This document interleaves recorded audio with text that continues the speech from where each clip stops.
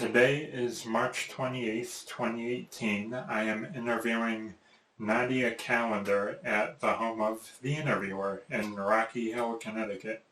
The interviewer's name is Dan McNeil, and I am working with Central Connecticut State University. Also present is Robert Wagner, who is Nadia's boyfriend and another veteran. So, for the record, can you please state your full name, date of birth, and the city and state in which you live? Do I need to spell my name too, or just... No. Okay. Well, my name is Naddia Michaela Callender. City and state I live in, currently Cromwell, Connecticut. My date of birth is February, the shortest month, but one of the best. February 5th, 1991. Okay, and which war did you serve? Or during which war did you serve? Operation Iraqi Freedom, OIF. And what was your branch of service? The Army. Active Army, not Reserve or National Guard, just regular active. And what was the highest rank you got? PFC, Private First Class. Okay. And in what general locations did you serve? General locations? Well, I went to basic training in Fort Leonard Wood, Missouri. My AIT training started off at Fort Sam Houston, but then I transitioned over to Fort Gordon after I changed my MOS, and I was stationed after AIT at Fort Wainwright in Alaska, Fairbanks, Alaska.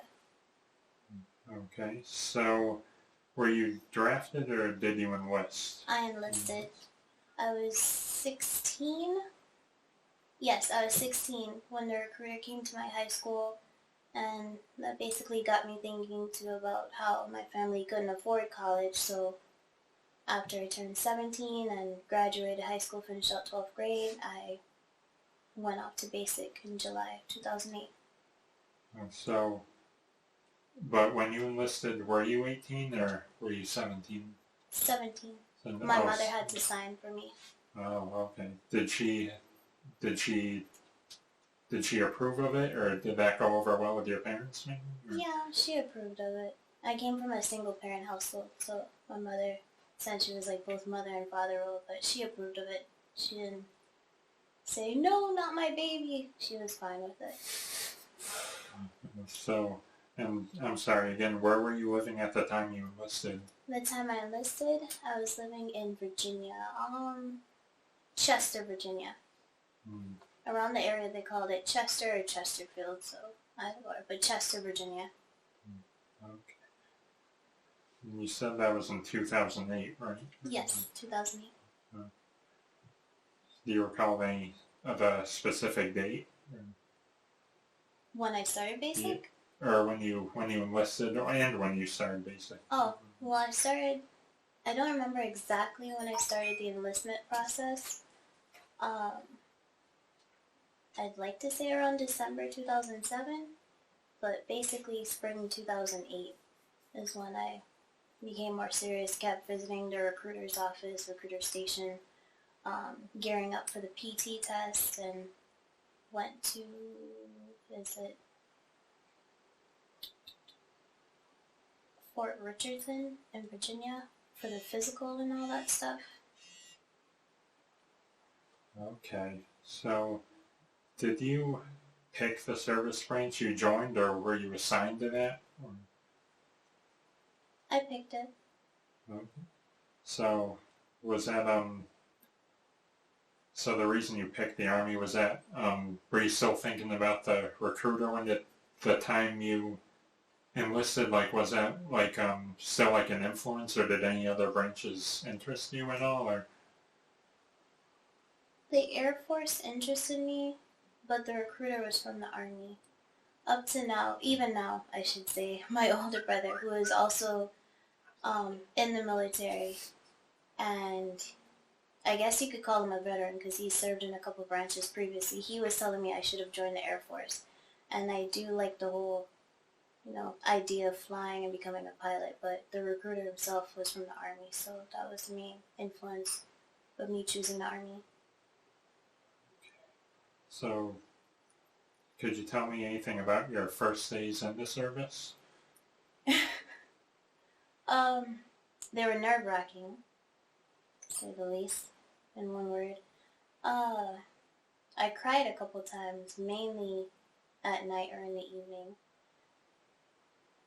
They're certainly eye-opening.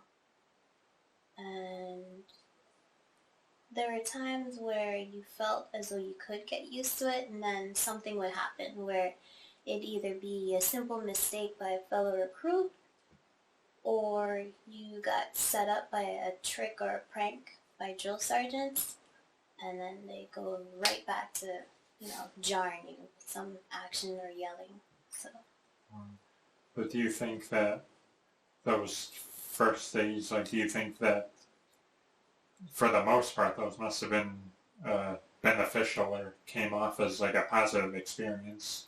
they did. Right? Um, the very first days were at the 43rd. This is at Fort Leonard Wood, Missouri. Before I got sent to the company I was assigned to for basic training, that's where essentially you learned pretty much the basics, the phonetic alphabet, soldier's creed, the army song. That's where all the male recruits got shaved down. Even the ones with long hair, poor things. They were all shaved bald, and you saw the awkward shapes of their heads. And yeah, their scalps just looked all pale. But that's where you learn different exercises. You got a little hint of what to expect. But as soon as you got to basic training where you were assigned, it was different. It still escalated. You wouldn't think it would escalate, but it did. So what kind of physical exercises did you do, or what kind of activities? Let me try to think of the actual names. It's been a while. The side straddle hop, which is jumping jacks. We did push-ups, a common term, sit-ups. The mountain climber, which I'm not going to show you, but we did the mountain climber. The prone roll, which you lay on your stomach with your feet and arms off the ground. And you're primarily trying to pull up using your core muscles and lift your arms and feet up higher. Let me see. There are pull-ups. A few more awkwardly named ones, but those are a few. Okay. What about classroom training? Like, what kind of stuff did you do there? I don't think they necessarily had us in a classroom at the 43rd, but in basic, they had you do some classroom training definitely before taking you out onto the range, where you basically learn to use your M16 before grenade training, which didn't work so great for me. No one got injured, but but when I had to throw the grenade, a safety wire that they have hanging high above, I don't know how I managed to do it, but when I threw the grenade, it hit the wire and fell back towards our side, so I had to duck down with the drill sergeant into the hole. So, are there any particular things about basic training that still stands out to you, or that really kind of stands firm in your memory?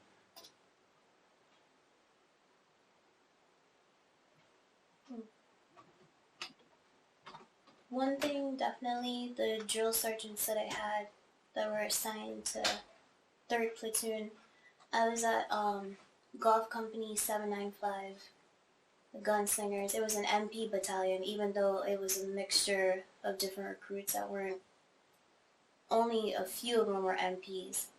But the drill sergeants for 3rd Platoon, they were like family. They really, you felt as though they really cared about you. They were like aunts or uncles, people you could see yourself being related to. Also, you learn that certain people within the company, back to the drill sergeants, even the first sergeant, not so much the commander, they would try to play tricks on you and try to set you up. Like on the range, one thing they would do, you saw a couple drill sergeants do it, when you had to basically lay your equipment down, and they had to check you for brass or check you for the shells from the range. From after firing a few of them, you'd even see slip a shell or a piece of brass into someone's equipment deliberately, or trying to slip it into the back of their pocket to get them in trouble. Different little tricks to smoke people. Also, see, trying to think of something else. About the instructors? Or? Not the instructors specifically, other things that stuck with me. Oh, well, teamwork is one thing. Because there are a few people where, not necessarily to say bad apples, but there are a few people who wouldn't pull their weight when it came to certain group activities. You learn which ones to avoid being paired up with or try to avoid, or you know that you'd have to put in the extra effort to counterbalance and whatnot. So, overall, do you think, I mean, most of the recruits must have gotten along somewhat well. I'm assuming you would have had to, because how else would you have gotten through it? Right? There are quite a few arguments. My mother's always told me from young that women are dangerous. Not saying men can't be dangerous, but in the female bay, there were a good few arguments and name calling and squabbles and whatnot.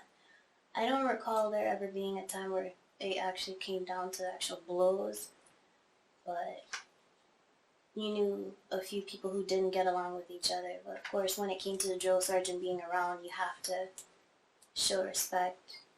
So at least it worked out in that regard. But the drill sergeants did have to come in a few times, a couple nights, to settle things down, or smoke us to settle things down. So, what do you mean by they had to smoke you? Basically, I guess you could say, call it punishment through exercise in a way. At times, not all the time was it used to punish you. It could also be used to kill some time. Like if we're standing around, they might have us do some exercises. But when it came to those instances where they found commotion in the bays at night when we're supposed to be getting ready for bed or getting ready for lights out, they come in and have us do some push-ups or some side struggle hops. I can't remember ones where your arms are out. I don't remember what those are called. I guess just the arm rotation, but different things. Or even if you have your weapon, you'd have to hold it up over your head for a while or bring it up and down. I don't remember that exercise, but oh my gosh, it's killer on the arms. After a few. So, what about just daily life in general? Like aside from training, like what about like like any certain morning routines or anything when the company's getting ready to go to sleep, like that sort of thing? What do you mean specifically? Like just what routines like you have? like I don't know, like daily, like hygiene or like eating, like mealtime, like that sort of thing. Like just daily basic routines. Well, in the morning when we got up, I mean, not everyone brushed their teeth, but you learned that the hard way. When you had to talk to some individuals or they were exhaling near you. But in the morning, some people would go to the restroom real fast and brush their teeth. There was formation for PT by 6:30, where you had to show up in your PT shirt and shorts, depending on the weather, and your running shoes and the proper white socks. You'd have your canteen or your pistol belt, your 1-quart canteen. Depending on the phase, they might have you graduate to the strap for the 2-quart. Yeah, you basically have to rush out to formation and be there on time. So you get up, you do what you have to do, whether it's wash your face, brush your teeth, use the restroom, and then head out there and be on time. Don't be one of the last stragglers running out.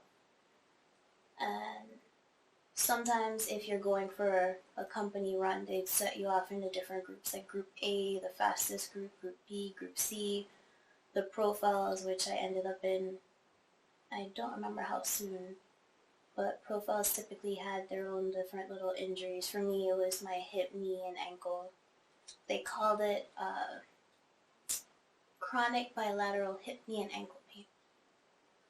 So they'd separate us into different groups, and then we'd go on the company run or go to the track and do 30-60s, different things like that. After PT, we'd march to the chow hall, eat breakfast. Whenever we had our meals, in the beginning of basic training, you had 2 cups and you had to hold them like this, walking through the chow hall. You get your food first, then you go for your drinks. 1 cup was always water, and they recommend the other cup to be Powerade. You weren't allowed to have soda until later on, closer to the end of basic training, if you could pass your PT test. I don't remember about juice. I believe that was later on as well, but water, Powerade. After breakfast, you meet up outside, form back up, and how they did, oh boy, at meal times, you had to finish your food before or by the time the last person who sat down with their food finished theirs. Because if you're still eating, you gotta get up and throw it away. And then we head back to the company. We cleaned up, changed into our ACUs, and depending on the day, we'd head out to either training at the tent down the street, I think pupil training and combatives, or you'd head to a classroom. Okay, so you mainly drank water and Powerade, Yes. but what about what kind of food was there? The food was, I don't remember anything horrible. So I guess I could call it decent. It was alright. The food was a variety. No sweets, no cakes, no jellos, no desserts of any kind like that, no ice cream.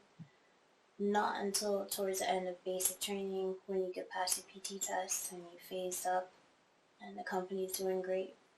But just regular things like pasta, Swedish meatballs, shepherd's pie, chicken, just different entrees inside. Definitely vegetables, broccoli, carrots, corn, peas. So average regular things. Okay, but about that PT test, what did you have to do to pass yours?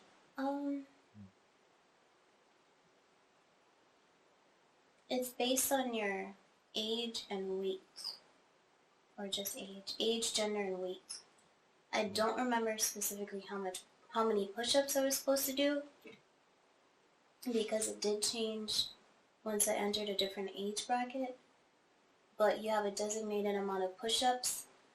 I believe the amount of sit-ups I was supposed to do was 40 total. So you have to meet the criteria where a set number of push-ups, a set number of sit-ups, and you have to do your 2-mile run within a posted time, which that was my problem. I wasn't great at push-ups, so sometimes I'd hit the mark. I believe it might have been 15 or 20. I'm not too sure. But push-ups were okay. They're a little shaky for me. I could do sit-ups, no problem. But the run, oh my gosh. I sucked at the run. Because I didn't learn this until after a while. I sprinted all the time. And that's not good for a 2-mile run.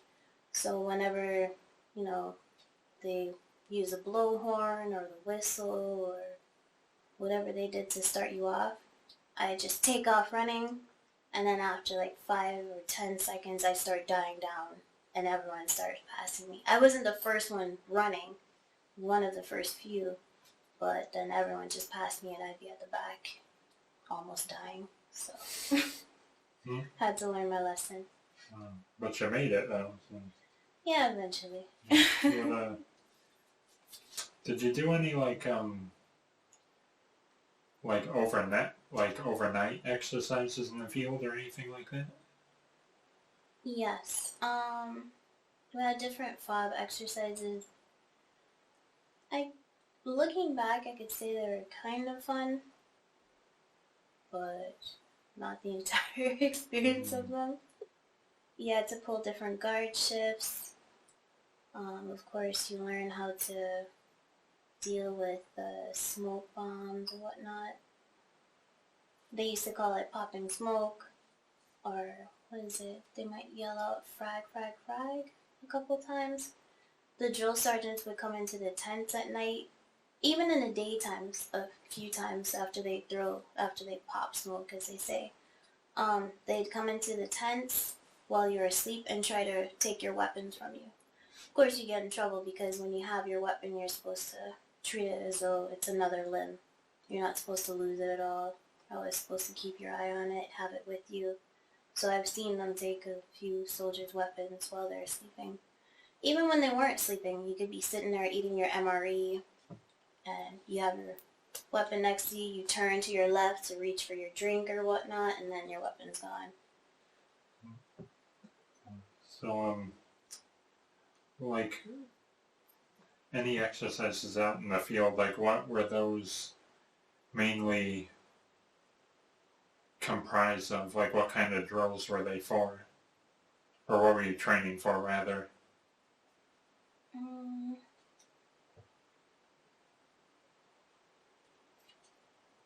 I don't recall all of them, but I know for a few, we did a few marches with our weapons and rucksacks. We go on different little drills. Like a couple of squads would go together and basically go into different positions with the weapons, like prone position and what is it, raised prone? Can't remember the exact term. In a kneeling position while you're aiming. Of course, you try not to flag your fellow recruits and whatnot, but I don't remember exactly what they said they were for. Essentially, let me see. I'm trying to remember. I know we didn't have to dig any foxholes. I don't recall ever having to dig any foxholes.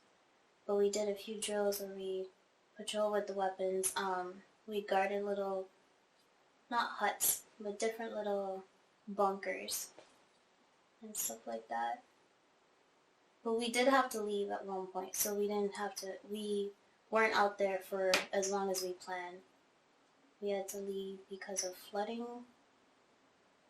So, I don't remember all, I'm sorry.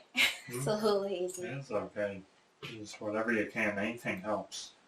And is when you look at it though, basic training, like or boot camp rather, like in the grand scheme of things, like what do you think really got you through it?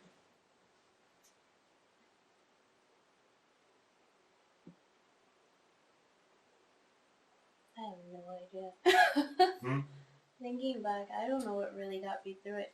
I know when it came down to a certain point, I got pretty fed up. Because, not that I was deliberately trying to get out of it at all. There are some soldiers who try to find different ways of getting out of boot camp and getting out of the military altogether, and I wouldn't suggest either one of them. And just for safety, I won't mention them. But I became fed up, and it's not as though I operated with an I don't care attitude outwardly, but in my mind I was like, you know what, screw it. Let me just try to get through this or do what I can. If they don't find me fit to continue, then they'll let me know, or they'll try to tell me where I can advance or, correct my behavior. But I just tried, because I know I wasn't the fastest runner, far from it. I wasn't the best at push-ups, sit-ups. I wasn't the best with my weapon, with zeroing my weapon and firing. Wasn't a marksman. But all you can really do is try and, what they say, try to follow the last command given. Which they contradict themselves sometimes, because you hear, follow the command from the person who's higher. in the chain of command. So say you got a command from your drill sergeant, but then you got a command from your first sergeant, and then you got another command from your drill sergeant. So it's like, well, the first sergeant outranks you, so you'd have to follow the first sergeant. But you also heard follow the last command given, and it's like, okay. So I'm gonna follow the last command given and try not to get in trouble. So mind games, I guess. But when you finally graduated boot camp, though, but that must have been something. Though, like it must have been a really proud moment of yours, right? It was a proud moment. It was surprising to me because I became what they call a holdover since I couldn't pass the PT test. Myself and at least, I don't remember how many males, but at least 5, 6 other females were all holdovers because we all had our faults with the PT test. A few can pass push-ups, some can pass sit-ups, some like myself couldn't do the run. A few other people had injuries like a broken bone that they had to nurse back, completely healing, different things like that. But it was a proud moment, but because it was delayed, I didn't graduate with the bulk of everyone, so I didn't go down to Fort Sam Houston in Texas for my first MOS with the majority of people. I didn't have the big graduation where families came. I don't think my mother could have even made it, to tell the truth. But still, it wasn't a huge celebration or something celebratory like that. I passed it, and then I was surprised because I did get better at the run and I was able to pace myself better. And a week later, I had a bus ticket to go down to the Fort Sam Houston. Okay, so where'd you go right after boot camp? Fort Sam Houston in Texas. And I went there specifically because my MOS. Okay. Oh, sorry. No, I thought that was where the graduation ceremony. That was back at. Oh, it was at Leonard Wood. At Leonard Wood, yeah. Missouri. Okay. Right. It wasn't someplace separate. No, it's fine. Yeah.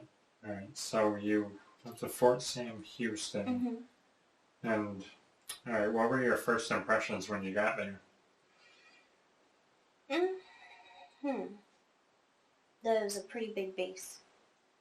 I think it's bigger than Leonard Wood. I'm not too sure. And that was my first time being in Texas. But the base of itself looked pretty big, flat, definitely spread out and wide in terms of layout. And it seemed fairly quiet. Those are my impressions. And when did you get there? What time of year? Oh,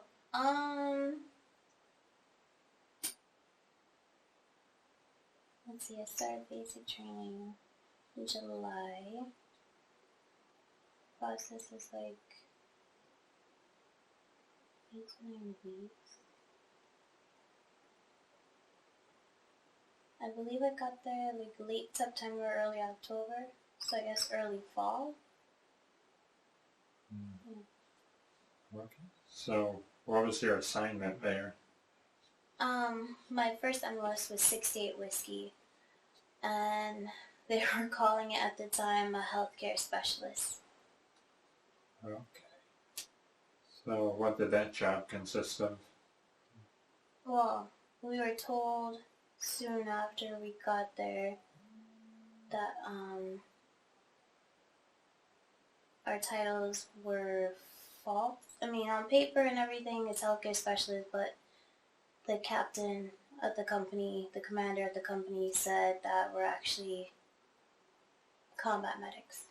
Like, he literally had the whole company in an auditorium. He said, so who joined thinking that they were going to be a healthcare specialist? Of course, everyone raised their hand. It's like, isn't that what we're supposed to do? be a healthcare specialist? He's like, well, you're wrong. And so we slowly put our hands down, like, oh, so what are we? He's like, you're combat medics. And he mentioned a thing about how at that point in time, I guess females weren't supposed to or weren't allowed to be in an MOS with combat in the title.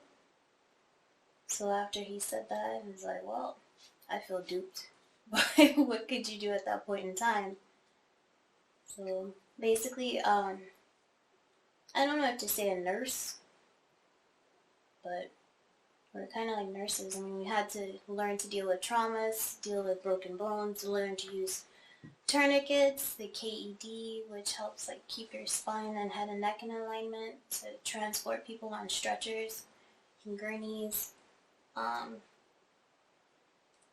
different things like that. Any cuts, abrasions, lacerations, all those cool terms. Deal with lots of blood. I found it interesting. I liked it, but I couldn't stay in the MOS due to failing a test. So what was your favorite part of it then? Favorite part? Not the classroom. Not the classroom. Oh my gosh, not the classroom. Why? Ugh. The term death by PowerPoint, which you find a lot of places, be it in school, college, in a workplace, even in the military, it finds you death by PowerPoint. You just try to stay awake as hard as you can, but then you see, and the instructors were civilian instructors.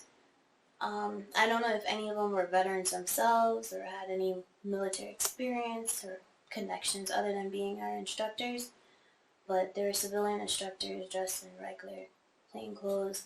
Sometimes the sergeants, because in AIT, were they considered drills? No, they weren't drill sergeants when I was going through it.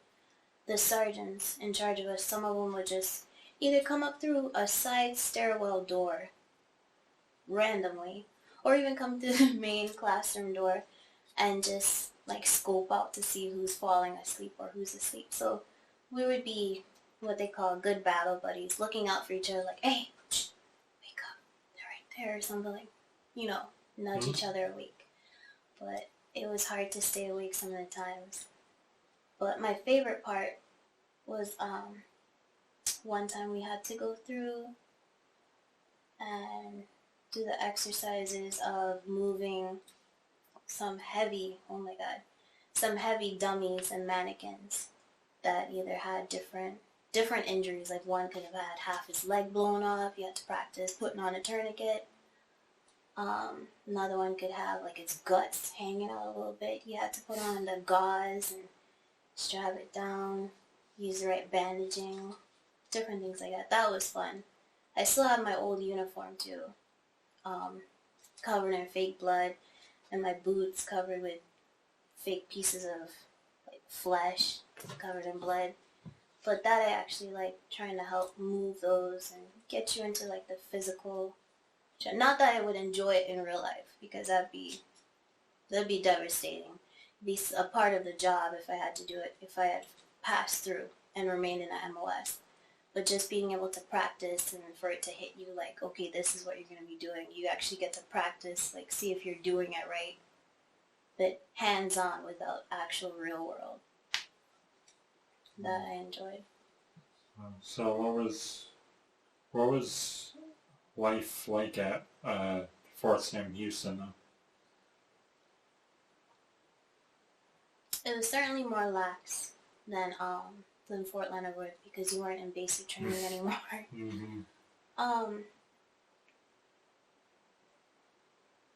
I was in 2 companies at Fort Sam Houston. I was in Bravo Company, Bulldogs. The number.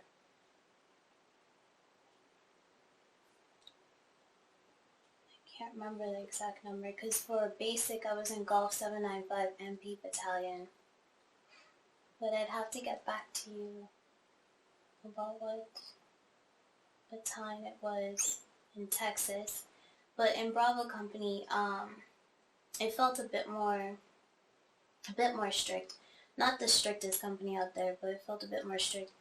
And after I had the decision of either changing my MOS or going to the next company, that was, they were coming up through their classwork and their lectures to the point where I needed to retake the test.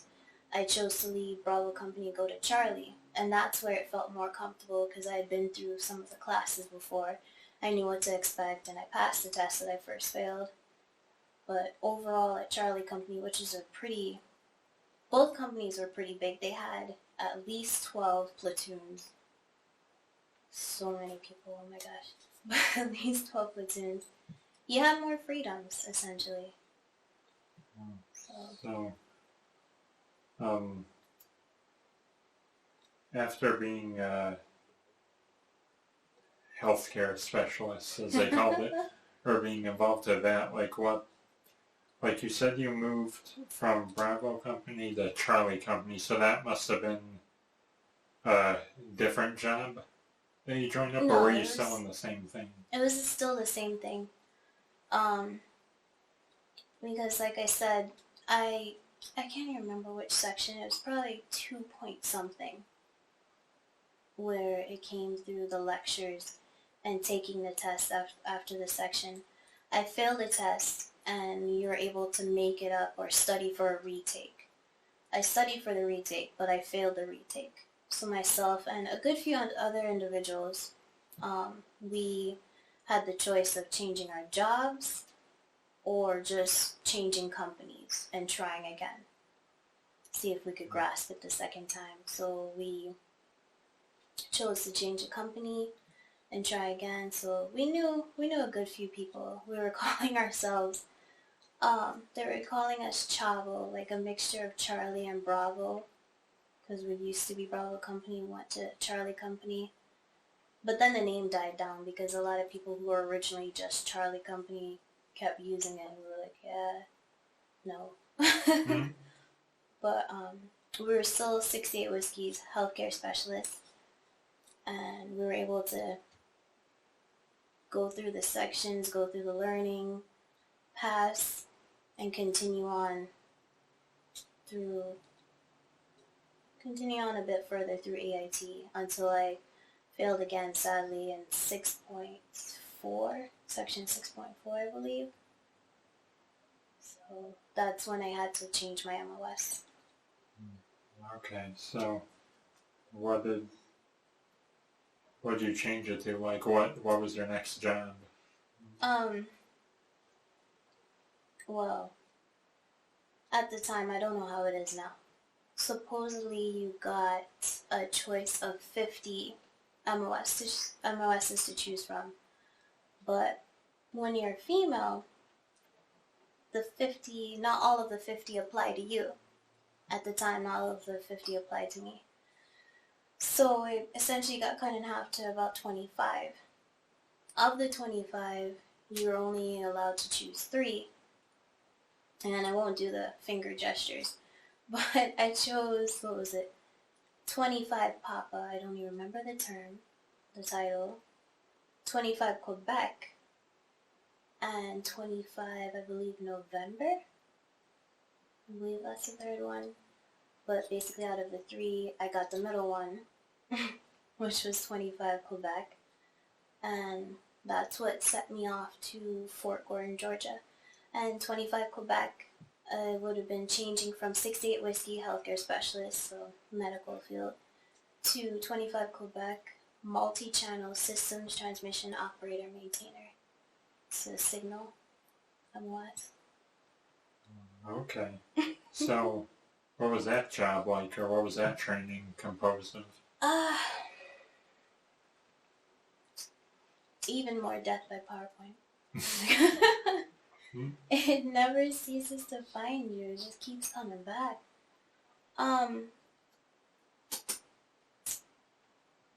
Basically, a few simple forms, because I didn't even get to do my job as much when I got to my station, but I worked with the heat close shelter, LOS shelter, I think a little bit with the JNN, but I transmitted and sent signals up to satellites. I helped patch radios. I sat in a metal box, hoping not to get struck by lightning.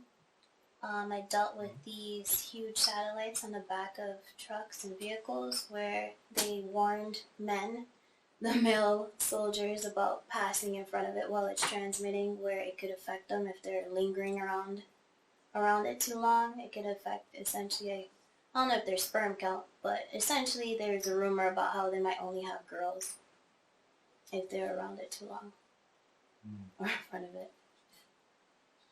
Okay. So, how long were you at Fort Gordon, or how long were you with that particular MOS? Ironically, my first day there was my birthday. So Wow. February 5th, 2009. I was there until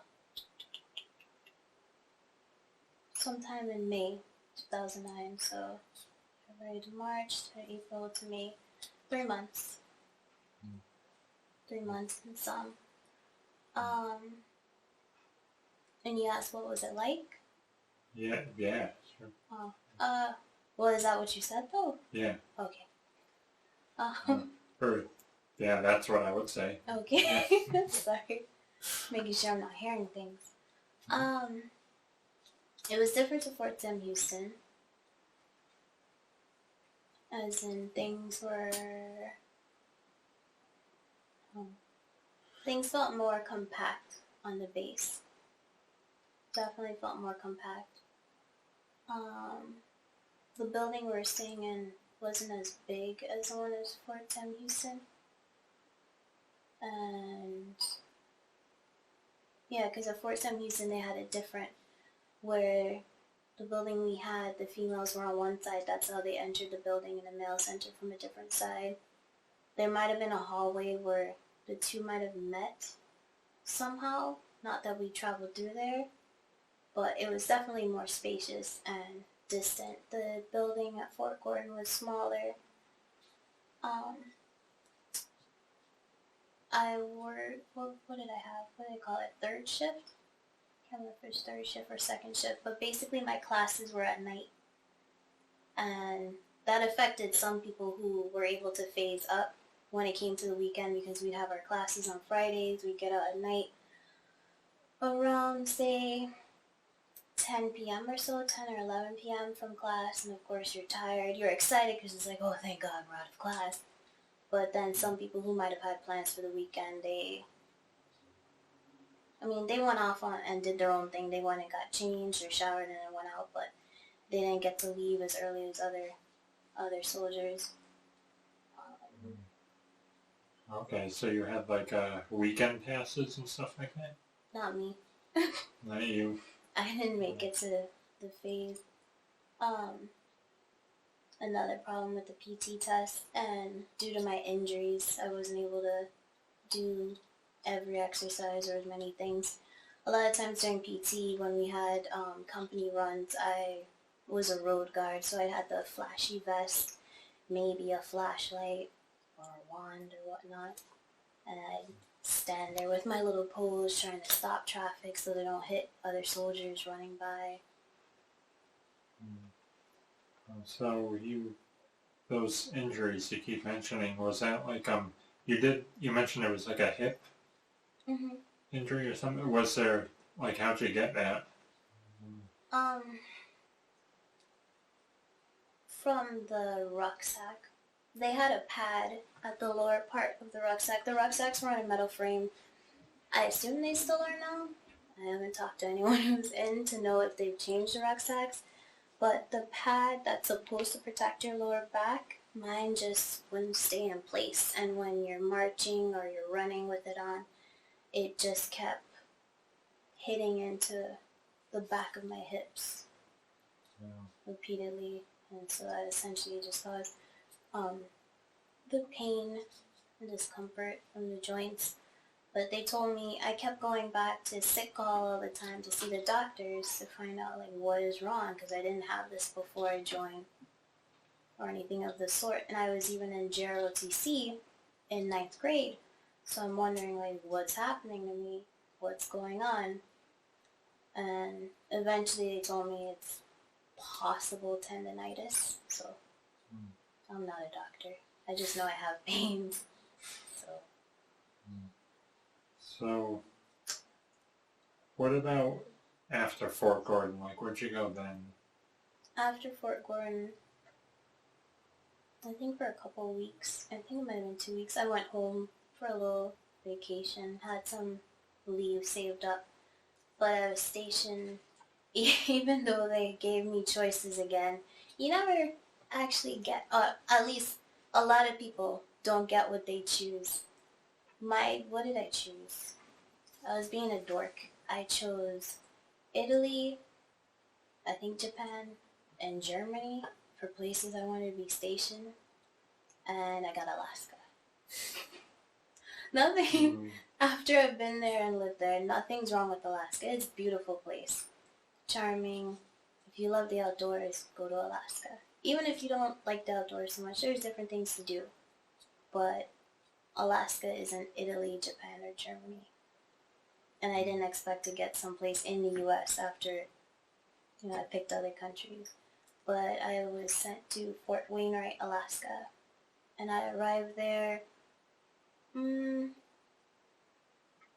believe early and mid-June in 2009. So,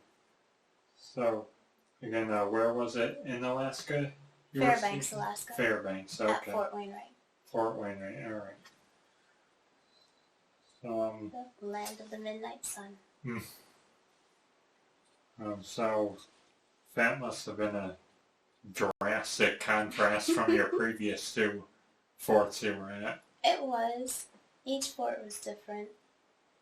I know my older brother, who I mentioned before, who's veteran / active military, he made fun of me when I told him I was being sent to Alaska. He said, he essentially said, think on the bright side.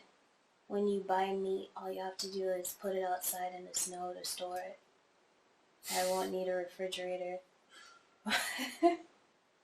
That's love from siblings. But when I got there, it was summertime, and it was gorgeous. Just gorgeous. The sun didn't quite set. It just lowered beyond the mountains, and it was still bright outside. The mosquitoes were big. Could see them a ways off. They weren't something like giant out of a B movie or something on sci-fi. Not that big, but big enough to see.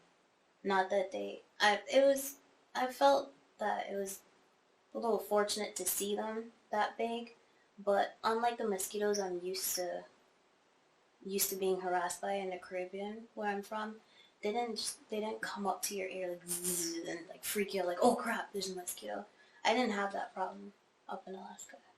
At least I don't recall having that problem. So, were you still in the same MOS, the signal? Yes, Signal 25 Quebec. Okay. So, was there anything different you didn't, like, did you do things differently in Alaska than you did in Georgia and Texas? Like, was there any difference in routine or anything like that? There's certainly a difference in routine. It felt like, let me word this properly, between Missouri and the other three places, between Missouri, like Missouri comparing to Texas, Georgia, and Alaska, the other three were definitely more relaxing, or you were able to more be yourself or have a bit more freedoms, because that was basic training in Missouri. Now, Alaska compared to Georgia and Texas, of course that's your duty station, so you're treated more as an individual where you should be able to make your, own wise decisions, make the right decision. You have more common sense of what to do, what not to do. You're free to make mistakes, but of course they don't want you making mistakes. It makes sense not to make mistakes. But when it came to the job, I didn't get to perform My job, right off the bat, when we got there, most of the base actually was deployed still.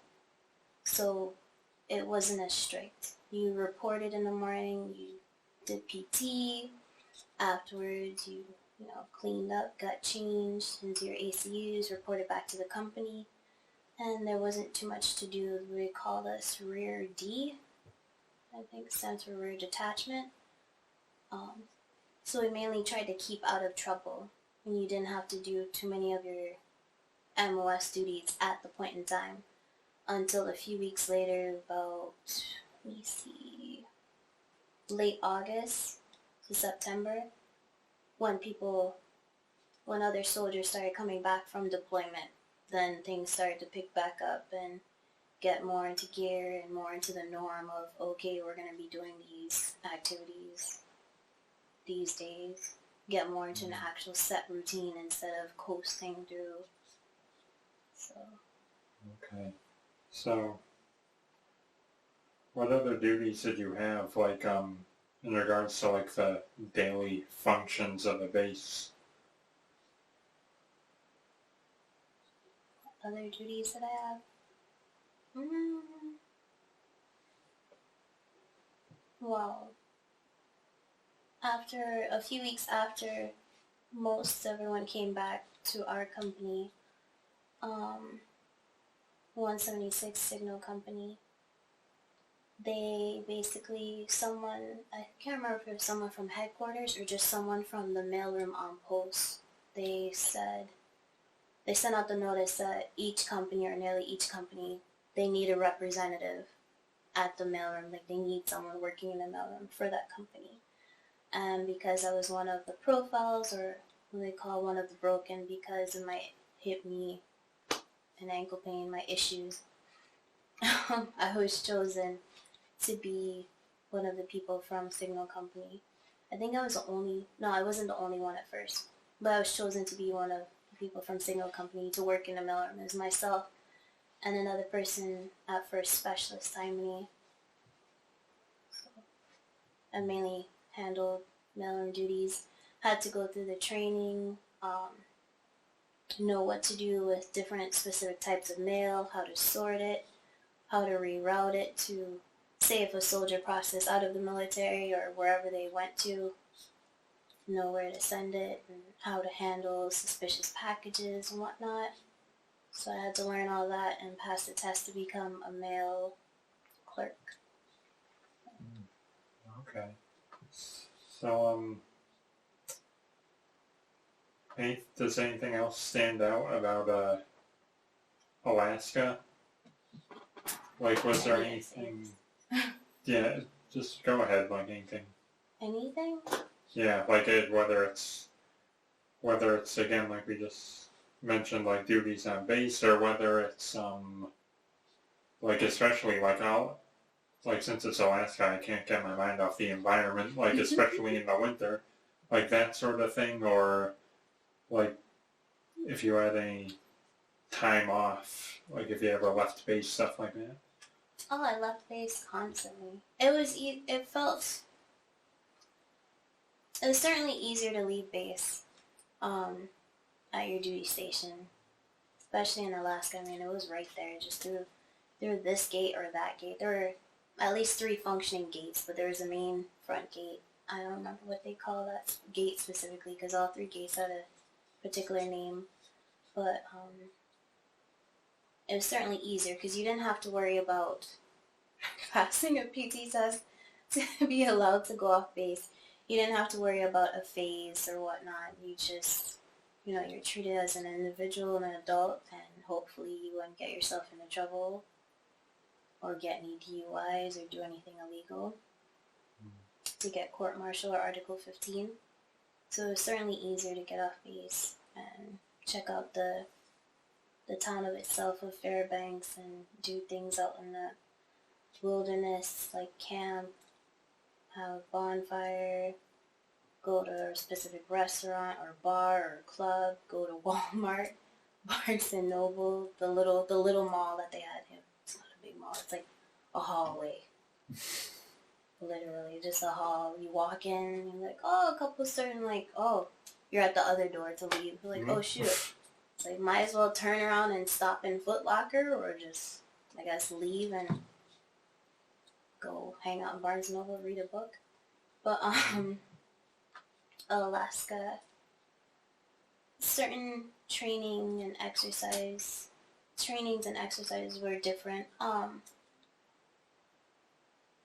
felt as though, well, I was there the longest, so I definitely went to the range more in Alaska. There was a point when I just had problems with my weapon. I don't know why. I know at one point I did use the M4. The first weapon I used was M16. Eventually they gave us M4s at one point, but I can't remember if we went back to M16s. But there was one particular time at the range where my weapon just would not cooperate with me. It had what they call a double feed, where there was already a round in a chamber, and then another one tried, if I'm explaining it right, they were called a double feed though, like one round in a chamber, and another round just kind of jammed in there or tried to get in there at the same time, and so it was weird, and you had to be careful, because I don't remember exactly what they said would happen if they tried to fire at the same time. Nothing good. But I had a triple double feed. It wasn't 6 at once. It happened 3 times. And the sergeant who was standing next to me who tried to help me is like, you know what?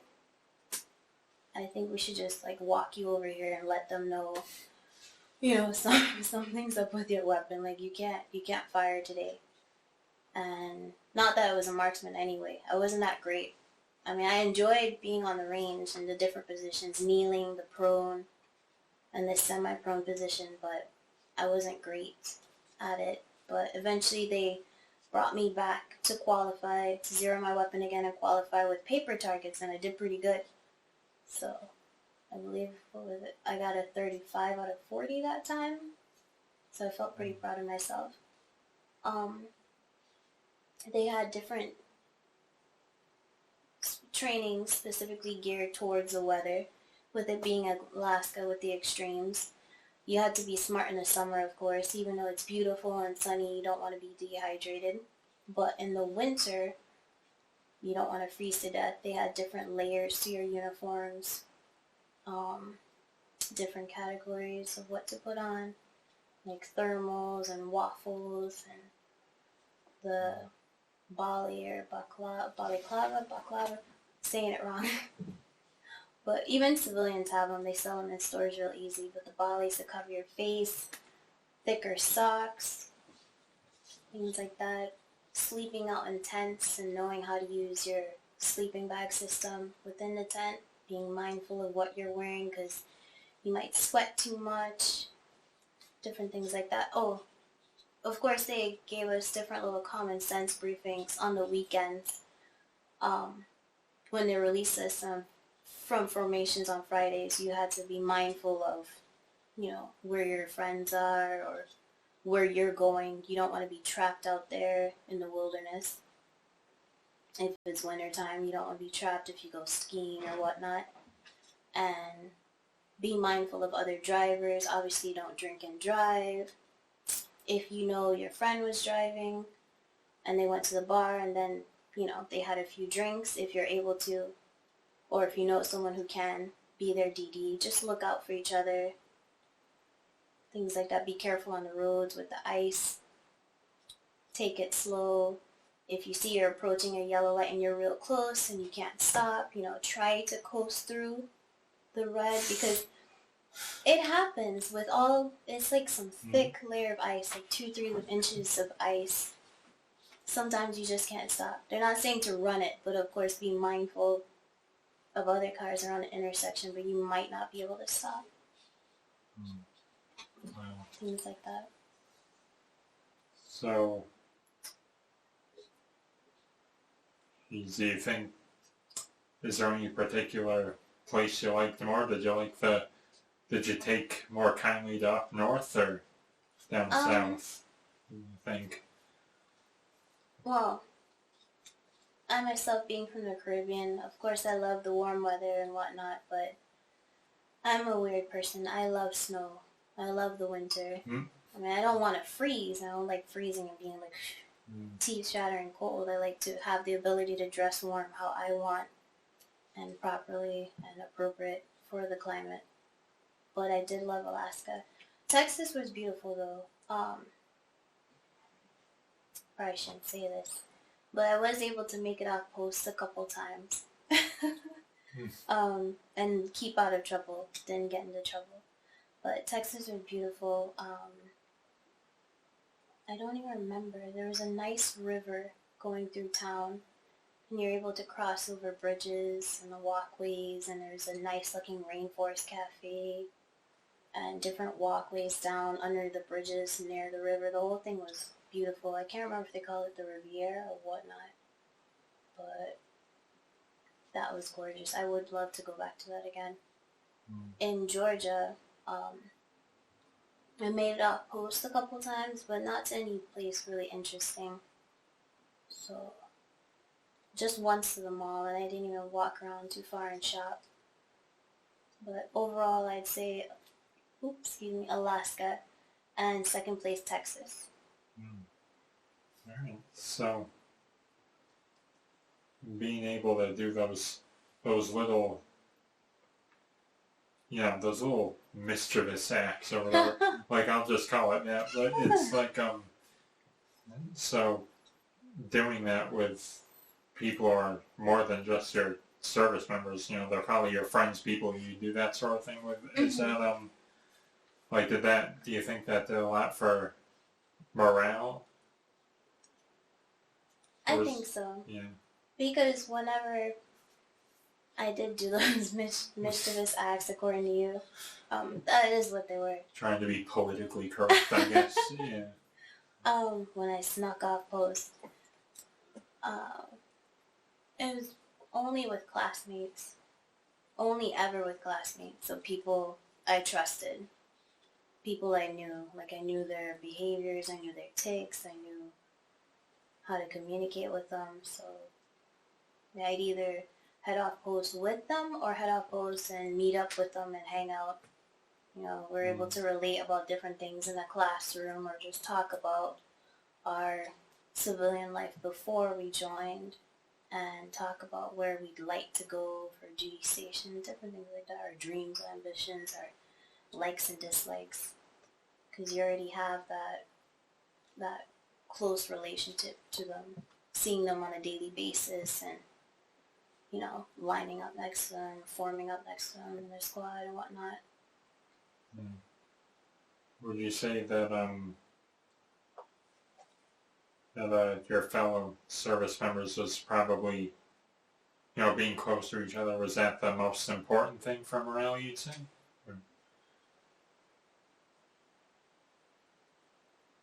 Or is there anything else that really, that was really important to you, like getting by? Being close to them, it's one of the important things in morale. Trust is certainly, if not the most important thing, one of the most important things because, that was AIT for Texas and for Fort Sam Houston in Texas and for Fort Gordon in Georgia. That was AIT, so you didn't have a definitive notion. You didn't have the certainty as though, like, this buddy of mine will be with me, out overseas deployed. You didn't know if they were going to be with you at your duty station.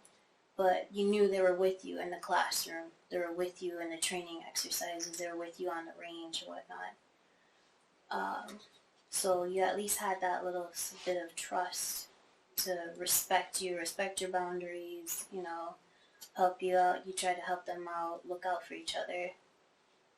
The trust was still important.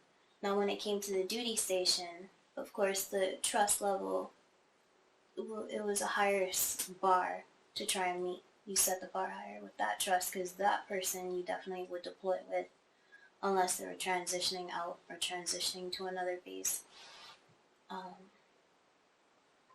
And when I got to Alaska, I met quite a few people. I mean, a couple people made it up there from Fort Gordon. I ran into a few. There was one soldier, Private Holmes, Private Alexis before she got married, and Private Limke, and was he Specialist at the time? Specialist Payne. Those are a few, familiar faces. So I was like, okay, I know how they are, can trust them. And then when you met more people, when you're able to meet more people who came back from deployment, you develop that bond. Like, it was like, oh, a new face, I'm going to be working with you, or I'm going to be, under you because you're private or PFC and they're a specialist or an E5 sergeant and whatnot. So you fall into the chain of command. They're your squad leader, your platoon sergeant, different things. See, there's new trust, and you get that closeness, the familiarity. But after a certain point, unfortunately, a lot of them, because they deployed or because of their time in service, they transitioned either out or to a different duty station. So you had that trust and you had that bond, and then it's like, oh, part of your family is moving away into different, locations, and they're bringing in new people, new soldiers, and you had to start all over again, which it wasn't as easy because you remember the ones you got along with more, and you knew, like, okay, they've seen stuff, they've been through stuff, but they've got your back even though you haven't witnessed it, you haven't gone through it. They're willing to show you the ropes, or they tell you like it is, and so you know what to do, not to do, in case the situation arises or arose, whichever form of the word is best. But I found it hard to trust new soldiers as well as I did the more experienced and the older ones. So that affected me towards the end of my military career. Okay. So a lot of that trust is just really based on experience. Yes, but also what you observe. Not just their experience, but your observations and the vibes you get from them. Okay. Like, okay, this person either knows how to do their job, or they know how to use their common sense, or different things. Like, they know what they're talking about. They're not just here drinking and partying because it's like, oh, I'm at my duty station, I'm not in training anymore, like, glug, glug, glug, glug, glug, and doing nonsense and being rowdy about the place. Because there are a few of those, and it's like, I can't even trust you to be smart when it comes to just you, with your own body and your own things, and or even your room, because some rooms were disastrous. But yeah, not just the experience, it's just the feeling you get from them and observing them comes into play. Okay. Would you say being in the Army has taught you also how to read people very well, I'm guessing?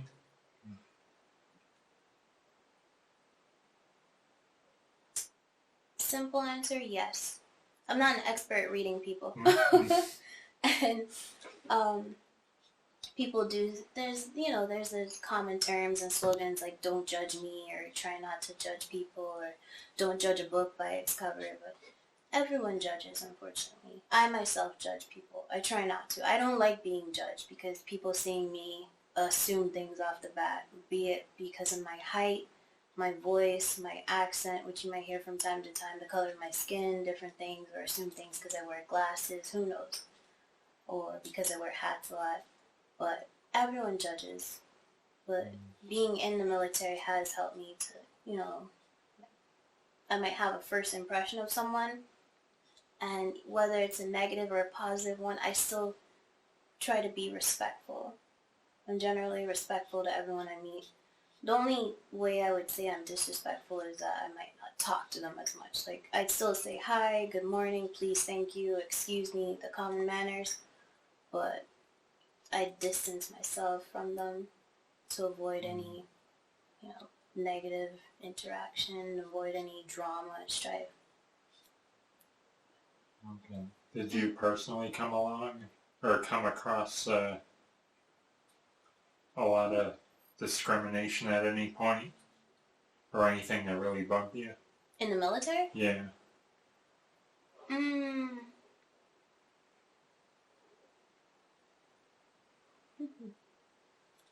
Um, there's one instance that comes to mind. I didn't come across anything, as far as I could recall, anything racial or racist. I don't think I did.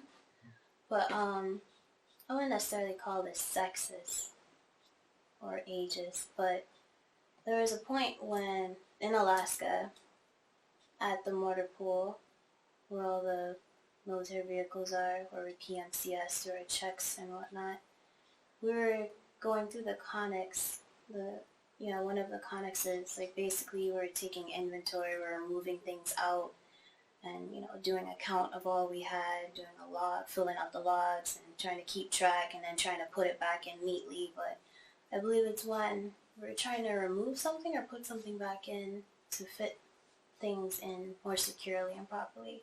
One of the two. But I had a suggestion, and I spoke up. I don't know what's wrong with my voice and what's wrong with me. On the phone, a lot of people say I sound like a 6-year-old. But when I try to raise my voice sometimes, it comes out real high-pitched. And people don't always hear me. But I tried speaking up and saying, maybe if you put this there, or maybe if you move this, it'd be better to move that out. Something. It was either putting things in or taking things out. But I voiced my opinion. I voiced my suggestion. I don't outrank a lot of people. But it was a casual setting. We weren't pulling rank or anything. Any judgment based on rank or you can't tell me what to do. But I said what I said. People heard me. And they just kept doing what it was that was, taking up more time.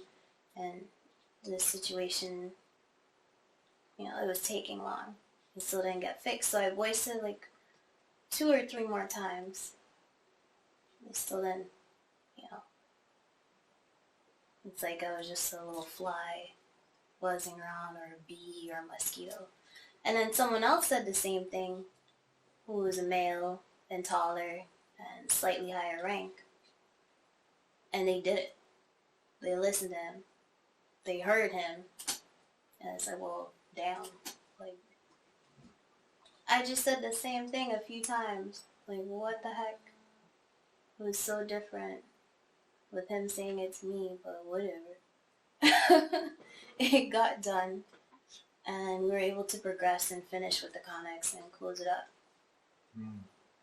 It just irked me a little, like, really? Whatever.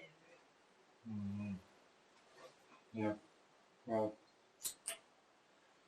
where'd you go? Where'd you go after Alaska? Pardon me, is that a burp? After Alaska, I went down to California with my significant other. Visited his family for a little bit. A couple weeks by his dad, a couple weeks by his mom. Waited another week for his items, his personal belongings to reach down there in my vehicle, and then so I chaptered out through medical chapter, med board due to my injuries. And like I said before, the trust issue affected me where when it came a bit closer to deployment, I really said, you know what, I'm gonna go through the medical chapter process because I'm having these problems with, my body, and I was only, at the time, joined when I was 17, and I got out in 2011 when I was 20. So, I'm still young now. I'm only 27. But I was younger then, and it's like, I shouldn't be having these problems. And I don't know how they'll affect me when I'm deployed. And also, these people that I'm going to have to deploy with, these fellow soldiers, it didn't feel as though they grasped the reality of the situations that could arise.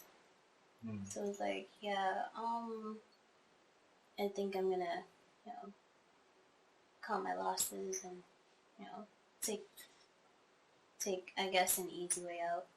But I was honorably discharged from the military through the medical process, med board process. And so I left. Mm. Went to California for a few weeks and drove across country to Connecticut. Wow. Okay.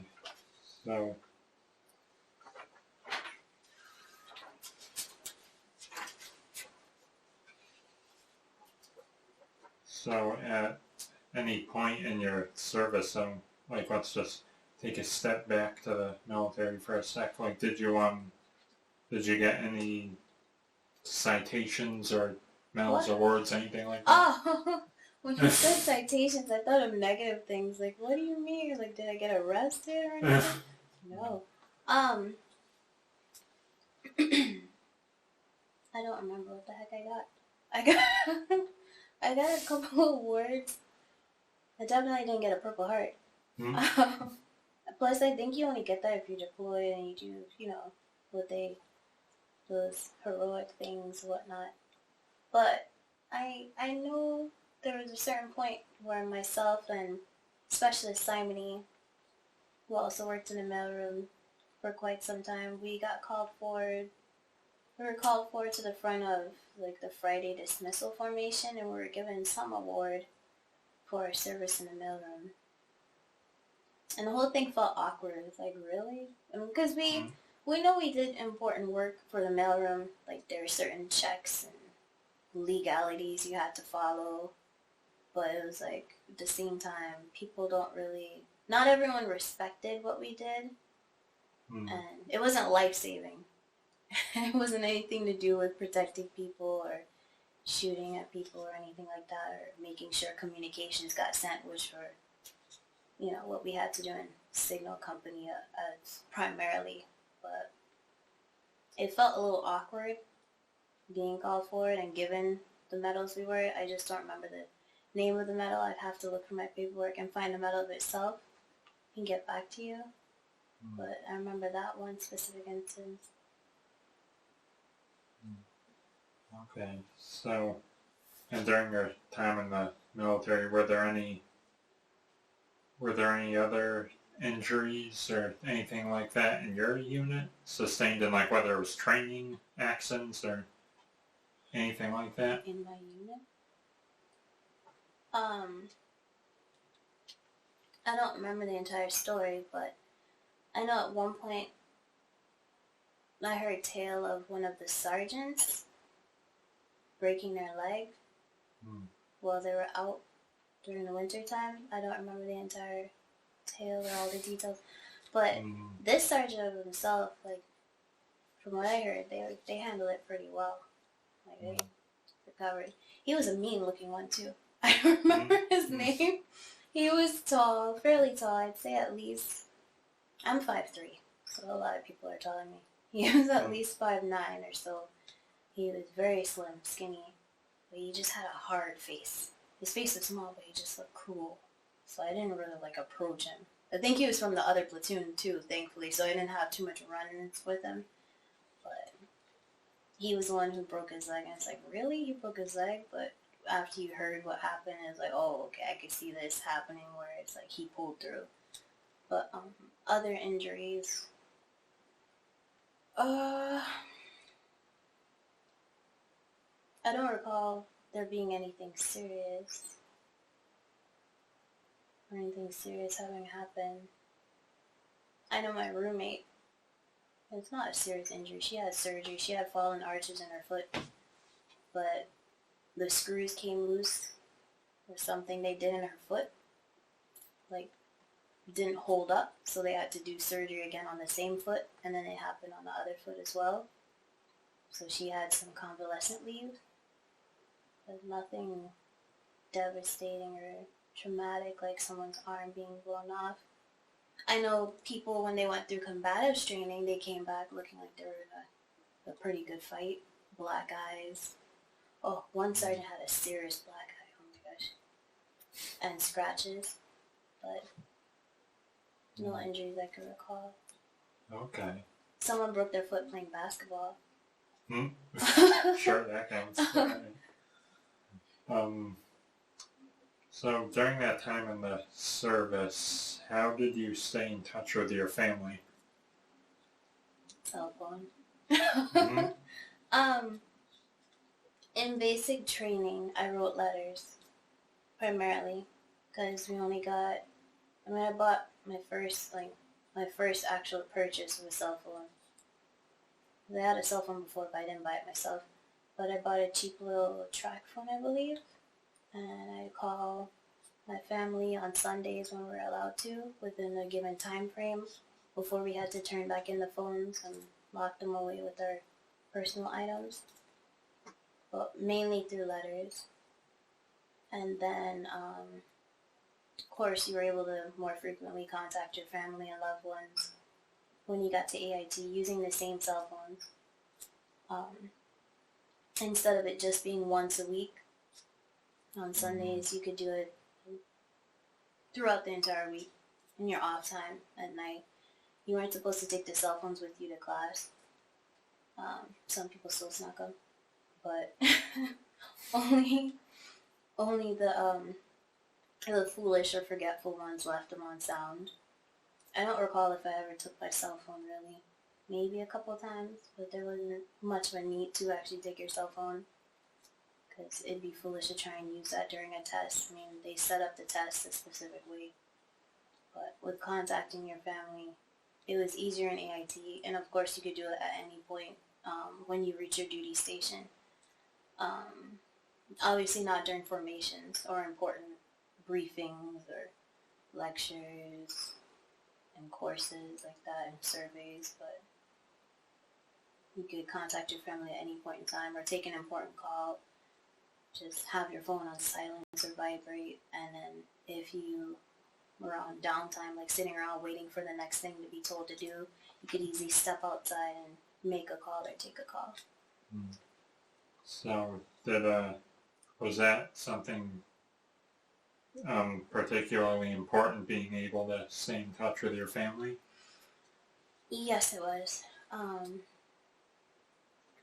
Because like I said, I came from a single parent household, and talking to my mother was, you could say it was one of the main things that helped get me through basic, other than me saying, screw it when it came to a certain point. Like, I'll just do what I can, and if they have a problem, they'll let me know, whatnot. Talking it out with my mother, and, letting her know the difficulties I was having with passing the PT test, or letting her know that I had to change jobs and whatnot, or I couldn't pass this test I'm trying to study for, or I have these crazy classes at night, or even that I was going to Alaska. When I first got to Alaska and I was waiting to be picked up by a shuttle that they were sending from headquarters on base, she stayed on the phone with me, even though, Alaska's 4 hours behind. She was already here in Connecticut. It's 4 hours behind, so it was like, when I reached Alaska, it was 10 p.m., 10 p.m. at night. So, yeah, 10 something at night. So it was 2 in the morning here. And yet she was on the phone with me. And I told her about how, Ma, it's still bright outside, the sunlight. Oh, it looks so nice. Can't believe it's 10 p.m. I don't know. It's like she had this kind of, not radar, sonar, but she had this inkling in her brain. She went to sleep at a certain point, but she woke up to call me to make sure that my flight reached in safely and everything. So she's definitely an important part of my life. My little brother, I guess you could say he could care less because he was a kid, real young. But keeping in touch with family was important, especially since my family is so spread out in different households, different locations across the U.S. and the Caribbean.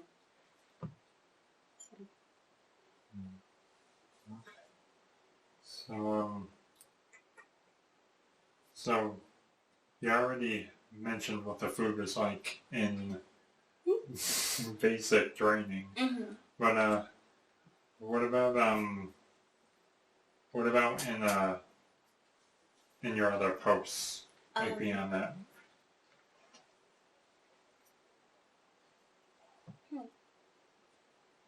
Oh my gosh. Almost forgot about that. Texas.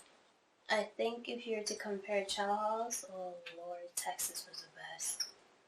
For some reason, the chow hall was huge. There are different entrances to it.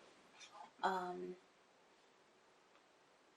Texas surprised me with how cold it got while I was there, especially around February and March, because it was still technically winter until March 20 something, but it surprised me with how cold it was different times when they had like a cold snap or a cold burst, whatever they call it. One time someone said that my cheeks looked gray, like that's how cold it was. But the suffering, the chill and everything was worth the wait when it came to the food in there. It's like, oh god, it smelled delicious. You had so many options, like these long bars of where to choose from for salads, desserts, different sides. I don't remember specifically for the entrees where if you just went to one particular section first to get your entree and then you came to those, but it was, and then the drink choices as well. I don't think you were, excuse me, I don't recall being made to get 2 drinks in Texas as we were supposed to in basic training, but you had more freedoms. You didn't have to worry about phases. So you could eat desserts. I mean, we didn't try to pig out mainly on cakes and sweets and jellos and ice cream, but you had so many options. So that was the best place for chow. Okay. Lovely. I'm sorry. I almost forgot about it. It's like different things just tucked and locked away, and it's like, oh, that was the best place. Jeez. Yep. Jeez, I'm glad I asked. Now I'm hungry. But, were you guys pretty well supplied? I'm assuming you say yes. Like like whether in Alaska or I mean I'm guessing that's a better question for like troops who were like deployed. But yeah, just like were there any issues in regard to supplies or anything like that? Were you guys pretty well stocked at the bases? Well, obviously I wasn't deployed.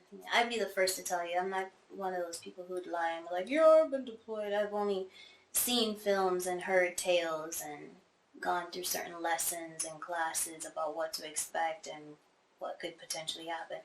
But when it comes to the supplies, we didn't always have all the supplies we needed or the best of supplies. Not like everything had to be fresh and new, but sometimes you had some crappity things. Like, this has been here a while. Like, you know, there are different times when you had to go choose maybe a dummy.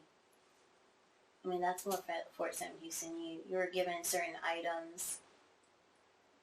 And it's like, this has seen some wear and tear. Like, this vest is all tattered, or, you know, this dummy weapon has seen better days, and different things like that. Or this flashlight doesn't even work. You want me to be a road guard, and it's like, what the hell? What am I gonna do? Like, hey, there's people passing here, you can't come through. Since the light doesn't work. Different things. So little things here and there, but for the most part, we were supplied. Okay, so decently supplied. what about pressure or stress? What do you mean specifically? If there was pressure or stress, or yeah, like was there like what I mean is like did you feel any pressure or stress or if you did, what were the causes of that? Anything like that?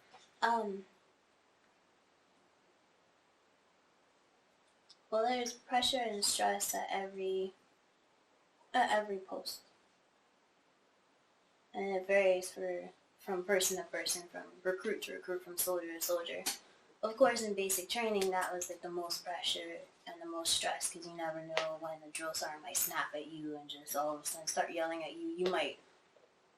You're supposed to be standing at attention, and you might happen to glance, and they see you glance at them, and it's like, oh crap. And you hear, where we were at Fort Leonard Wood, our trailers we lived in, when we formed up outside there, we were on rocks.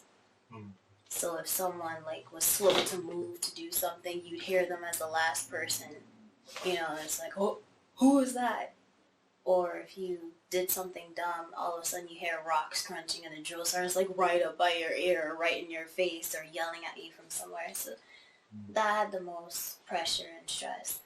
AIT and whatnot, there's the pressure and the stress of studying, trying to pass the test and trying to get this operation done in Fort Gordon, because you had to enter different codes into the equipment in order to get a response back for different little things. The pressure and stress up in Alaska at my duty station. The pressures and stresses there, ironically, even though you were able to be more of your own individual self, the pressures and stress sometimes came as a group, as a whole. Like, there were different times when it died down after a while, but we were trying to do this thing where each company, whether it's Delta 52nd or 73rd Engineers or 176 Signal Company and Michael Company, Military Intelligence, and HAC, were competing against each other like throughout the week or the weekends, like hoping no one would essentially screw up. There wouldn't be any, not that DUIs were that common, but they happen more often than you would like them, obviously. Or someone getting into a bar fight, maybe, or someone not reporting or showing up for staff duty or CQ, different little things. So we were competing against each other, and there was that little pressure or stress of not being the company to screw up and reset your number of days, kind of like a days without an incident thing. And I forgot what the rewards were, if by a certain time or certain increments you had the most days without any screw-ups. But there was that pressure and stress.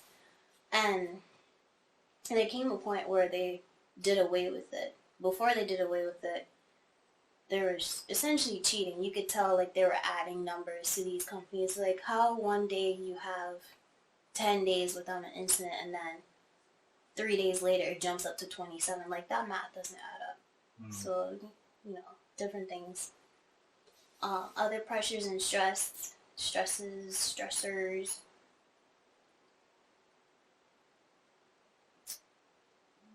at the duty station.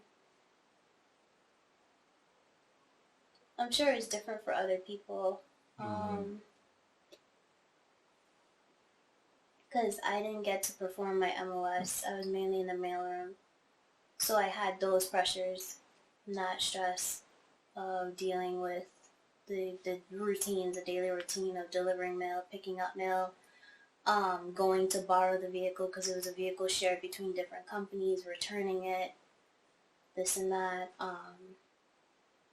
clearing out mailboxes, making sure to reset the key, because if someone cleared out of the mailbox or cleared out of the barracks, you had to change the key from that box. The supervisor, or so-called supervisor I had, was a sergeant who didn't have as much, ironically, she didn't have as much responsibility as I did, and she didn't have as much clearance as I did to be, like, I could be in the room by myself, but she wasn't allowed to, even though she was an E5. But I knew what I had to do, my job, what I was designated to do, but I was also told these things on the side by her to do. And then I also had things that I was being told that I had to do from my company of itself.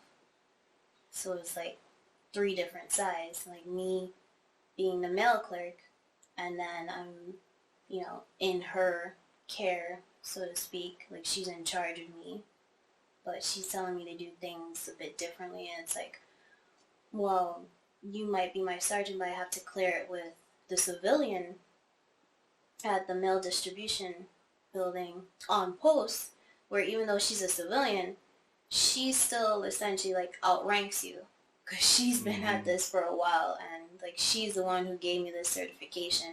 She's the one who gave me the test. So it's like, I'm sorry, but the rules, the specifics, her word, and the law tells me I can't do what you're trying to tell me to do. And then there are different things where I might have to leave or close up shop early and go to formation at my company. So there was that different pressure of different conflicting things, trying to manage between all of it. Okay. But what about the ongoing war in the Middle East? Did that have any sort of effect On me? here on the home front, or like Overall? Overall, like was there? I don't know. In regards to like atmosphere, like. Mm,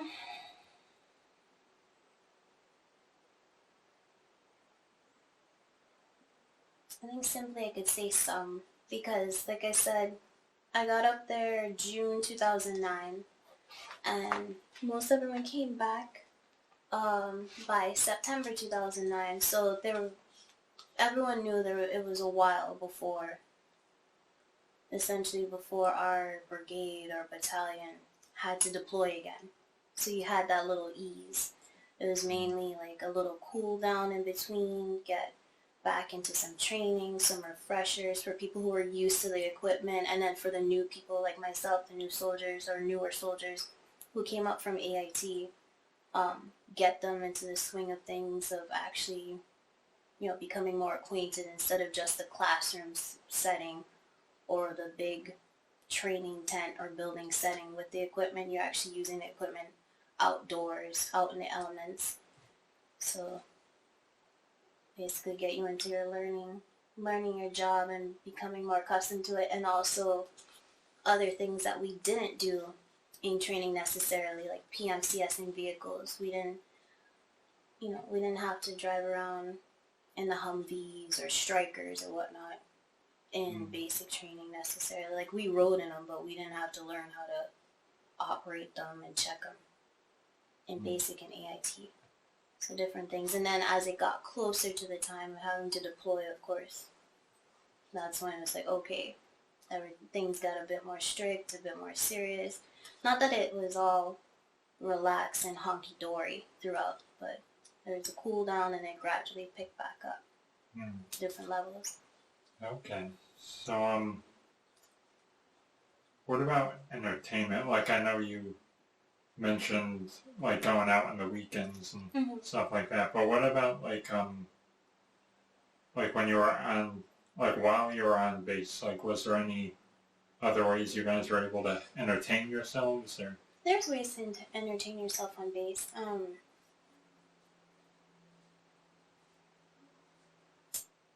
Well, at the duty station, of course, if you're a single soldier, whatnot, E5 and below, you're at the barracks or wherever you called home. Of course, you could have your cable hooked up. You'll have a cable bill, get internet hookup, so you have access to TV and internet, or you share your roommate's TV and internet and Wi-Fi and whatnot, or even a game system. I mean, plenty of people at the time, PS4s weren't out, so some people might have a PS2 still. A lot of people have PS3. A lot of people had Xbox. I think Xbox 360 was out at the time, maybe. But video games, television, music was a very popular one. People would blast music in their rooms, just hanging out. Of course, if you were of drinking age, I mean, you could drink in your room at the barracks. Just respectfully dispose of your trash, your cans, your bottles. Don't get too belligerent and come out into the hallway and start puking everywhere and causing a ruckus. That didn't happen very often. Happened a couple times, but not very often with people. Or there was a place on Fort Wainwright called the Zone where I used to hang out at before moving to 1001. I was at 3206 Santiago Avenue, and it was right up the street, like a little short walk, a few yards away, a few meters away. And they sold burgers for like $5. You got burgers and a soda. They had a pool table in their pool hall, a couple pool tables, a couple TVs. They had Wi-Fi. You could sit down with your laptop or your cell phone or whatnot. They also had a few computers where you could go on the internet for periods at a time. And different people played video games. I can't even remember what games they used to play on there. Some game. I don't even remember. Oh, at the time it was real big. World of Warcraft. Mm. So a few people would dork out playing World of Warcraft. I have my dork out moments. No offense to anyone. I have my moments. I have my obsessions and whatnot. But I never got into the whole World of Warcraft thing. Mm. But people would go there and play that almost religiously. Especially before people came back from deployment. Because when I was living at 3206, that was before the post got more action and more lively and robust. It was pretty dead and quiet, and you're able to do more. You know, you had time to relax before people came back from deployment, especially since you came up from AIT. It's like, oh, this is what it feels like to be in a duty station and be an adult and be able to breathe now without being yelled at all the time by sergeants or without death by PowerPoint for a while. So what about entertainers? Like, did you guys see any? Like, did the military put on any shows or anything like that? Or I was gonna say something. I was gonna ask, like, entertainer. You mean like strippers? Like, what are you talking about? Entertainers. Oh God, I remember that. Where was that? Fort. I don't think it was Fort Wainwright. It might have been Fort Gordon or Fort Leonard Wood. It was cheesy. It happened a couple places. There was like this group or troupe that came around, kind of like you see in some like older movies, not spoof movies, but older movies. It was where these troops would come around. They like march us or file us into an auditorium, like building or room, and these troops would come up on stage. Troop as in TROUPE. These civilians would come up and act out these scenarios. Oh, now I remember. That was a sexual harassment one. It was pretty weird and cheesy and corny.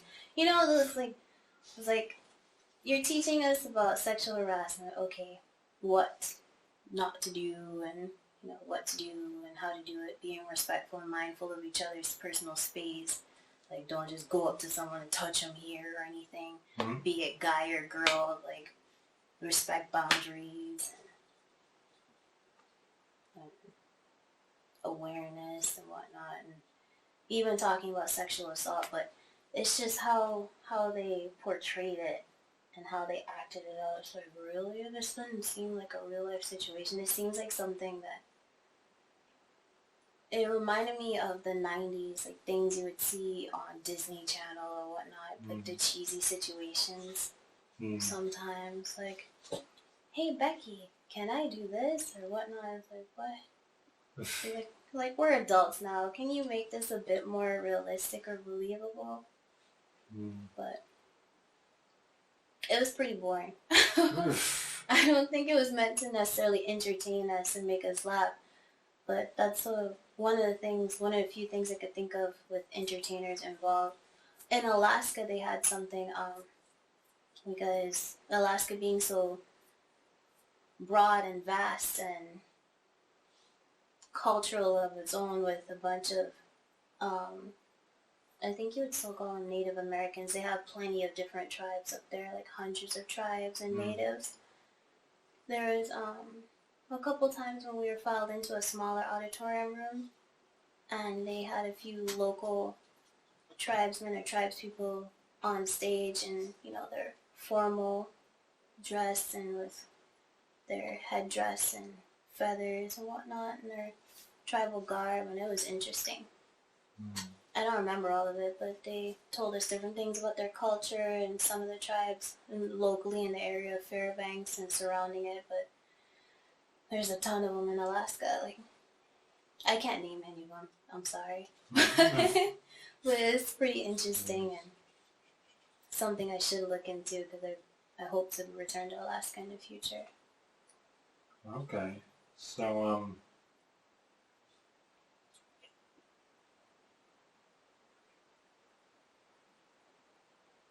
are there any particularly humorous or unusual events you remember? A good few.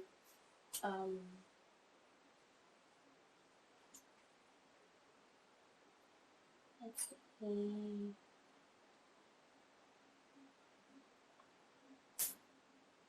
Oh, one unusual event that happened.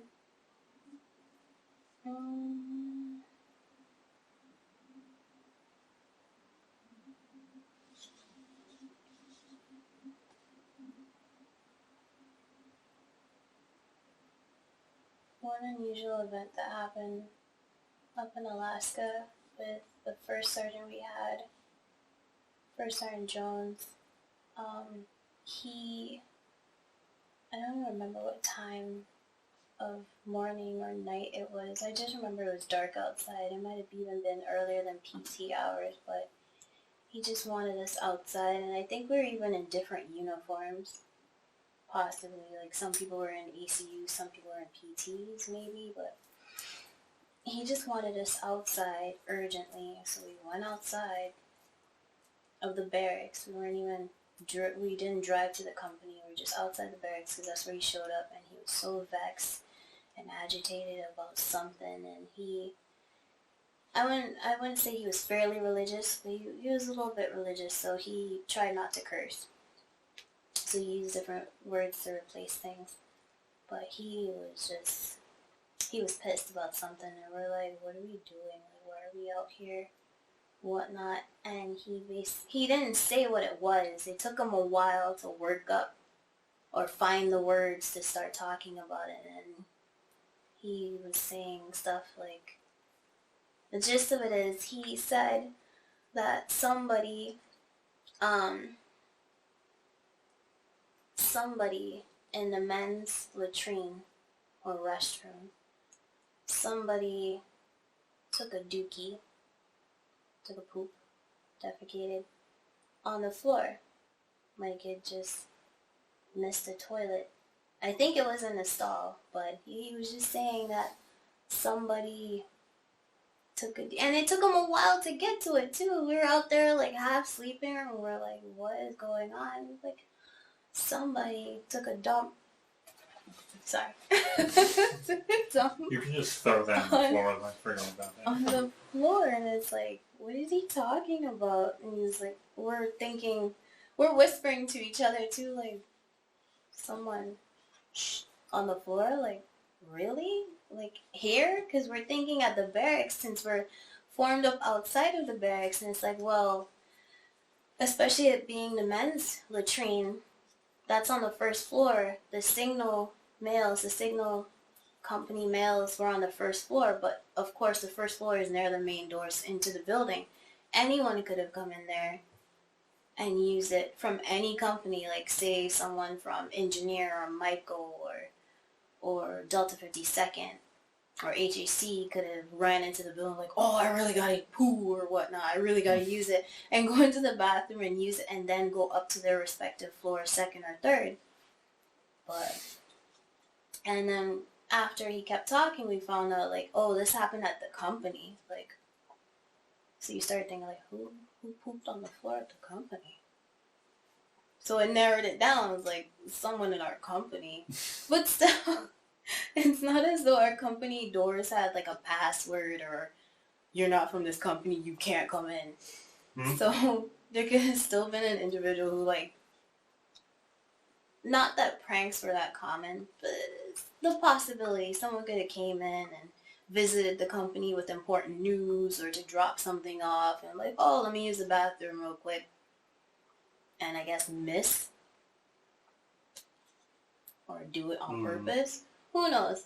But it was like, really? This is why he's so upset? I mean, no one wants to see poop on the floor, especially when the toilet's right there.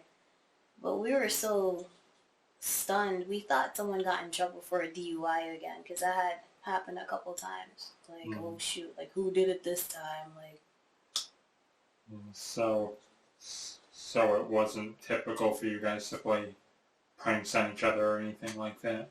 not like that, no. Not like that? Not like that. Just goofy little things here and there between people who knew each other, Oh, messed around, but so, not any huge pranks necessarily. Not unless they had like some theme thing or event going on or were trying to mess with this company. But it wasn't common. And that wasn't common either. There weren't like common poops on floors. Thankfully, that was strange. Not what we expected. Alright, well, are there any of those little pranks you could mention, or any ones you remember, rather? None that I can remember off the top of my head.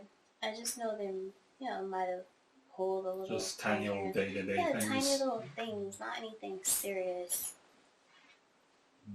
Okay. So, what did you think of the officers?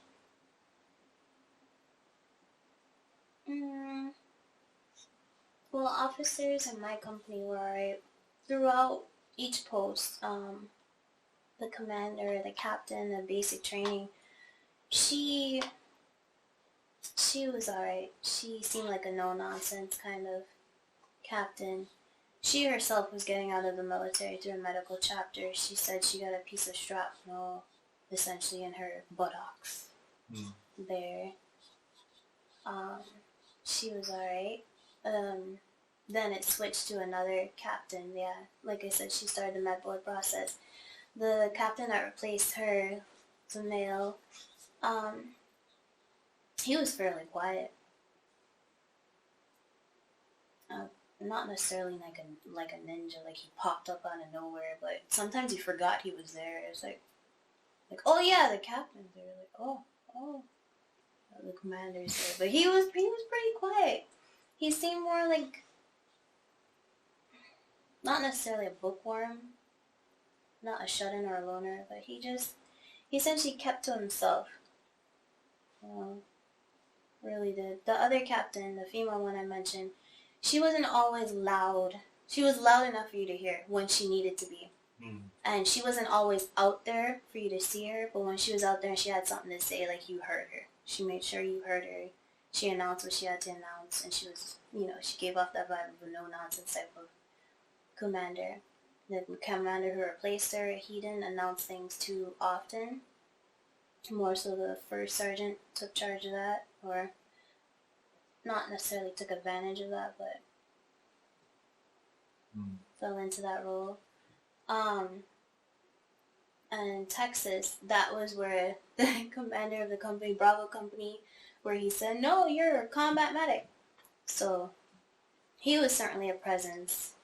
He and the first sergeant together were like essentially a team, and you try to avoid them because you feel they might call on you or pick on you or whatnot. They were kind of people to pick on you. And Charlie Company too, I remember that.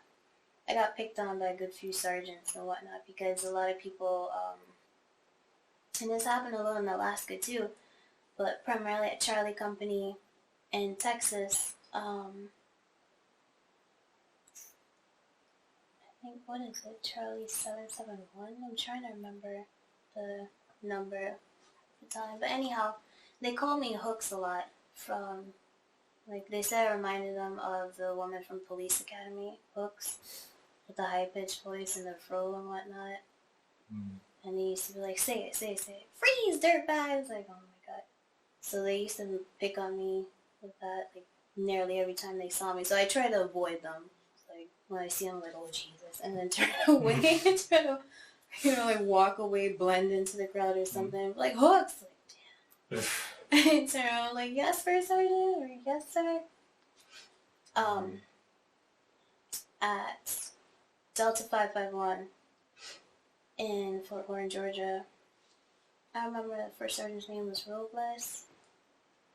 The commander, I don't even remember what the commander looked like. Goodness, kind of faded into the dark. But not every commander is like out there, stands out as much. Like sometimes they just pop up. You just see this tall individual. A lot of them were tall. I don't know, like there were a good few lanky commanders out there. There's so many lanky captains. It's like, who is that again? And you see them, like, oh shoot, right, yeah, it's a commander. But I don't remember the commander from Delta 551. In Alaska, I can't remember if they changed commanders while they were deployed, but the commander I remember seeing, he was tall and lanky, like I said. A lot of them tend to be. And he didn't speak that often either. You almost forgot what his voice sounded like until he actually spoke. And you saw his mouth move and it was like, oh, okay. That's what he sounds like again.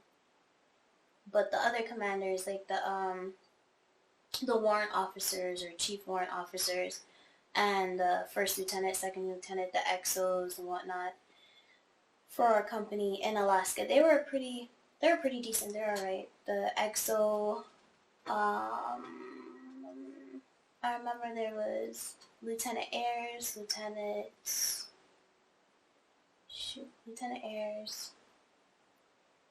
Tyhurst at one time, and a couple others. They were all pretty friendly. They goof around with each other a lot. They were nice. They seemed to know their job.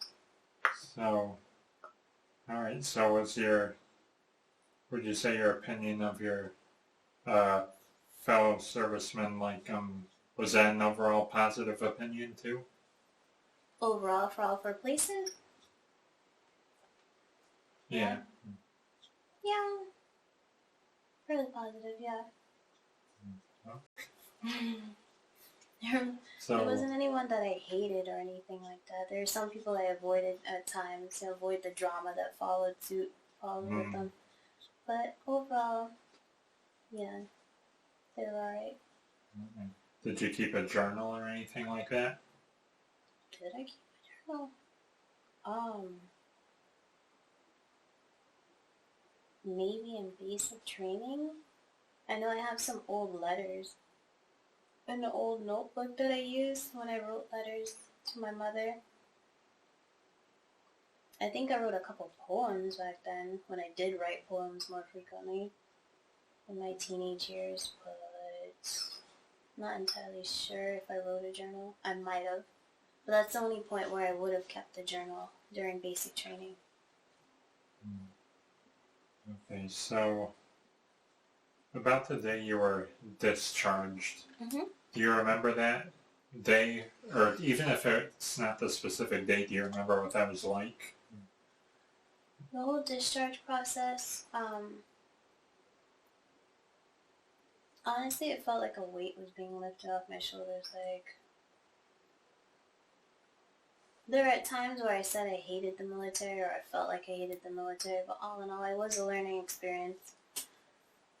I don't think I would do it again necessarily. I'm not too sure I could say I would do it again. It really opens your eyes to the world in and out of service, the world as a whole, but it felt like a weight was being lifted off my shoulders, and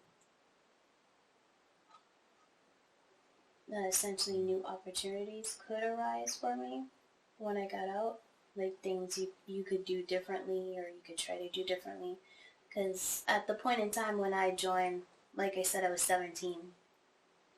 I was living in Virginia. I barely finished, like I had to finish high school before I could actually go and ship out to basic training to boot camp. But I just felt glad to be able to be on my way out, I guess out of harm's way, because like I said before, I didn't fully trust or have that trust built with the people who had in recent weeks or recent couple of months transitioned up to Alaska, who had transitioned up to Fort Wainwright. I didn't feel that vibe of like, okay, I might have your back, but do you have mine? There wasn't that certainty there, and I didn't like that, so I felt free of that. Like, okay, I know I won't have to go through that or endure that. Okay, so what was it like being able to see your loved ones again, or what was that like?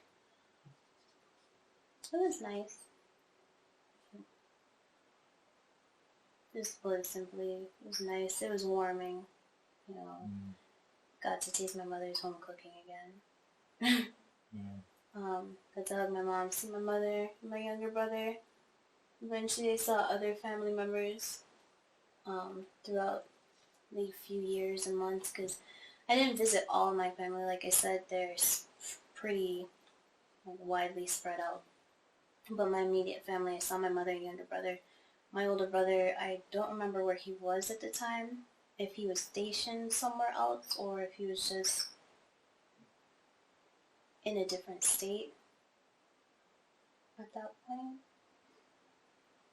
But it felt nice to see my family again. Felt comfortable. So, what about the days and weeks after being discharged? You mentioned heading to California. Was that immediately or somewhat immediately after, or? It was somewhat immediately after, because I finished turning in all my gear to CIF's, the Central Issuing Facility. I essentially turned in my room to the building manager or whatnot. That was like the final thing I had to do. I went through all the process of medical, dental, and everything, all the paperwork and filing for my leave. I didn't go to California immediately. I kind of like stayed on the low, on post, like staying at a friend's place until my significant other, who's also a military veteran, until he finished his paperwork, because they essentially started transitioning him out since he was nearing the end of his term. So they didn't want to have to go through the whole process or spending the money to deploy him and then bring him back. And that would have just taken a few weeks. He started his outgoing process, or what is it, ETS process. He started that before I completely finished mine. So it was only just a matter of time. And then after he was done with everything, we, bought plane tickets and picked a date of when to head down to his family in California. So just a few weeks. Okay, so did you go to work, or did you go back to school or anything like that? I went to work before I went to school. When I moved over here to Connecticut, I didn't start work immediately. Moved over here in April. I know it was Mother's Day. Was it Mother's Day or Easter? Mother's Day, when I arrived in Connecticut. Mother's Day 2011, like I arrived around noon Mother's Day and knocked on my mother's door. And she gave me a big hug, because that was the first time I saw her in a couple years. But I didn't start work until September 2011, so April, 4th month, September. So 5 months later I started work at a retail location Victoria's Secret. Mm. So I worked there for a few months and then I left. Started work at another location at a restaurant. Worked there for a few months. And it was later, 2012, that I actually started school. Mm. Okay. So, what was your major? At that time, general studies. Okay. Was there? Oh, go ahead. Oh no, you. Oh, well, even now I'm still not entirely sure what path to take scholarly or in school. There are different things I want to do and different things that different people feel I would be good at. Like I've been told I could go into nursing. Like I seem like I'd be a pretty good nurse. I've been told, oh, I could try and be a teacher. I've been told, well, I've thought about trying to become an English teacher. I've thought about trying to take up poetry again because I did used to write poetry more frequently. I still have old poems like stored away in old notebooks and storage. Different things. I have a love for animals. I wanted to be a marine biologist because I just love water. I was like, hey, you love water, you love animals, why not try the ocean? Or waterways and whatnot. Thought about zoologist, veterinarian. I even took a veterinary class at one point, but I didn't try to pursue that further necessarily. Okay. Was your education supported by the GI Bill? Which one was it? Was it the Montgomery GI Bill or post 9/11? The post 9/11. The chapter 33? What now? What is that? Yeah, chapter 33. I get them mixed up sometimes, I'm sorry. I refer to him a lot, like, which one are we doing? Or which one were we doing? Kind of like bounce off each other. Did you make any close friendships in the service? Like anyone you stayed in contact with? I guess yes and no. I mean, I haven't been on Facebook in months, nearly a year, but I do still have plenty of my old battle buddies, if you want to still call them that. Different people I was in the service with, still on my friends list. But at first, when I transitioned out, kept in touch, like spoke to each other maybe every couple of days, whatnot. But over time, it felt as though I was sending certain people messages and they were taking longer or even longer to reply back to me. I wasn't always replying immediately, but once I saw I replied, and then it just seemed as though it took even longer for them to reply. So I guess relationships kind of spaced out and died down. They're still on the friends list, but I guess other than my significant other, not really. There are a few that I keep poking, as the term on Facebook, hit the poke button. A few friends I've poked and they poked me over 200 times. So you did meet your significant other while in the service, or was it? Yes. I met them September 2009 after they came back from deployment. After he came back from deployment. Okay. So, how did your military experience influence your thinking about the military in general? About the military in general?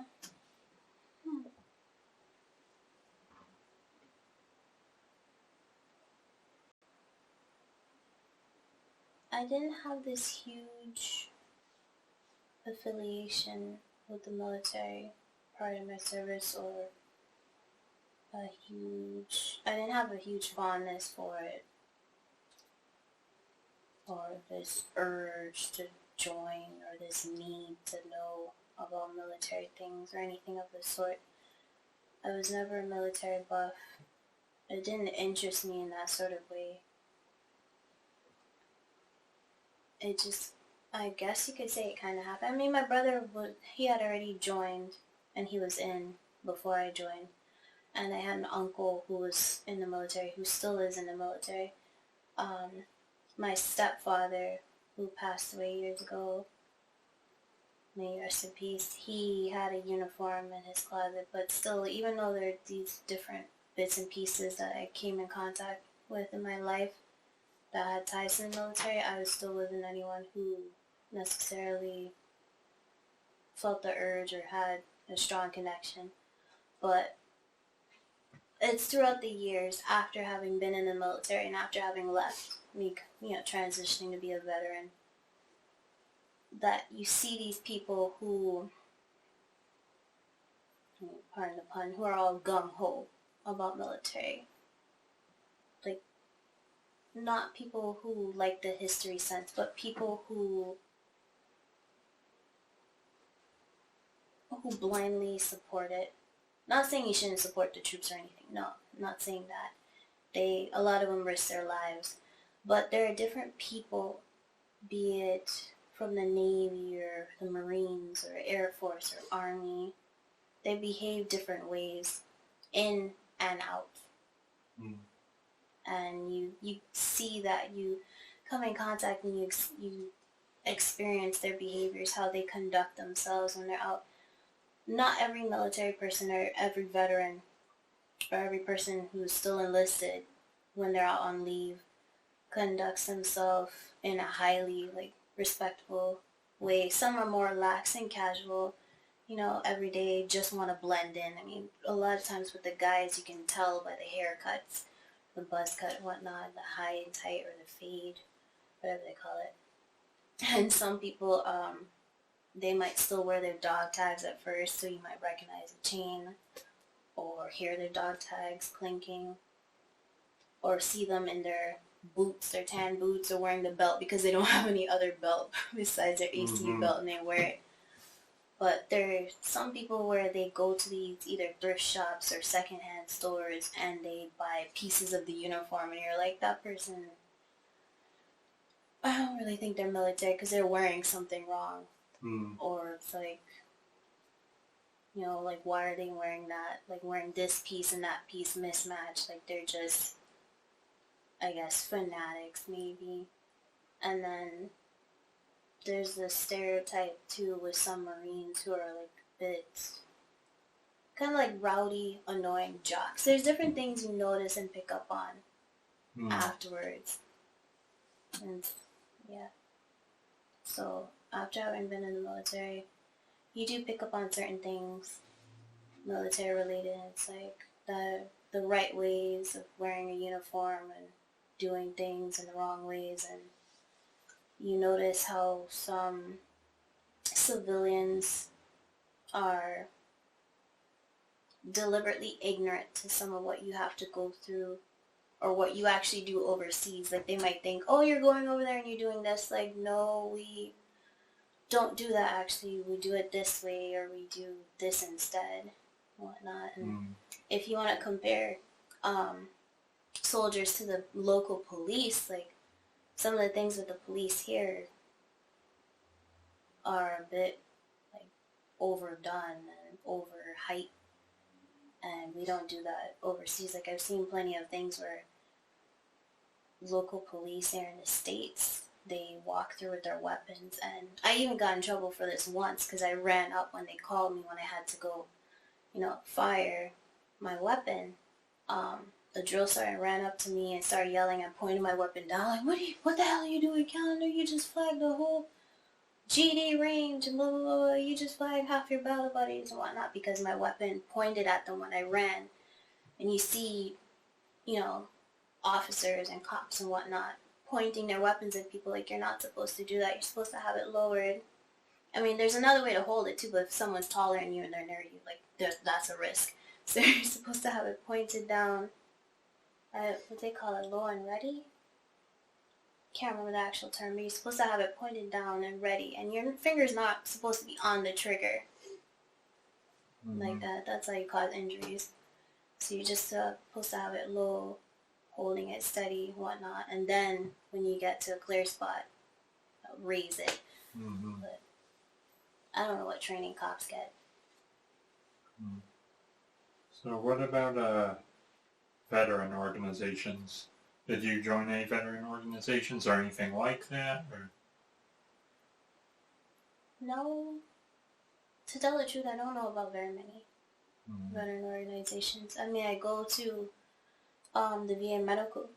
Oh, pardon me, excuse me. I go to the VA Medical Center down in West Haven for any doctor's appointments and checkups, but I haven't joined any veterans organizations. So, did you attend any reunions or anything like that? I guess this kind of ties back into the did you stay in contact with anybody? But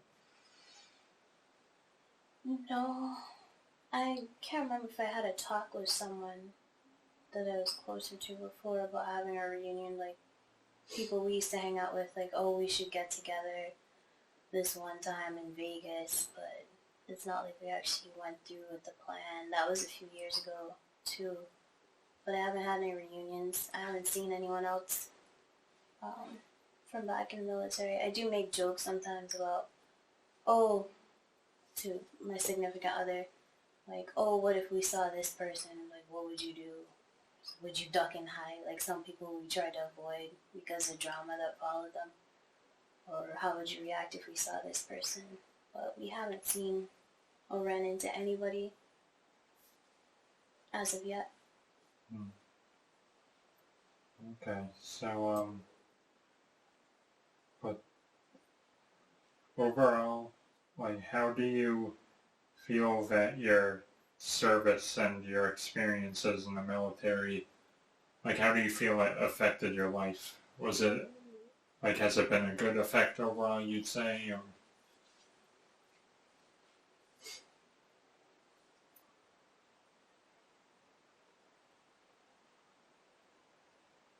Yes, overall.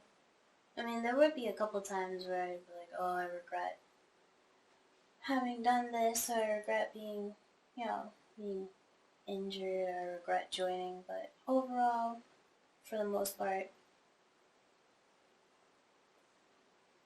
it had like a positive effect on my life, because like I said, it's eye-opening. It teaches you things. You come in contact with so many people from different backgrounds, and then you're stationed different places, and you learn about things locally and internationally. So overall, positive. You learn different things, life lessons. I do at other places, but I think that's a bit more of a, it's a controlled setting, at the same time spontaneous setting. Okay. So, is there anything you would like to add that hasn't been covered in this interview, or?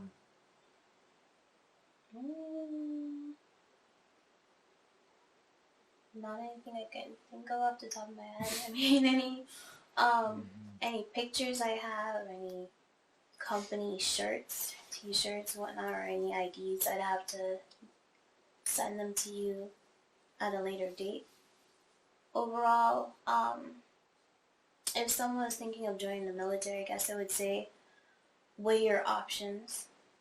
Like, definitely have a sit down and serious chat with your recruiter, or even before your recruiter, have a serious chat with yourself or with your family or loved ones close to you.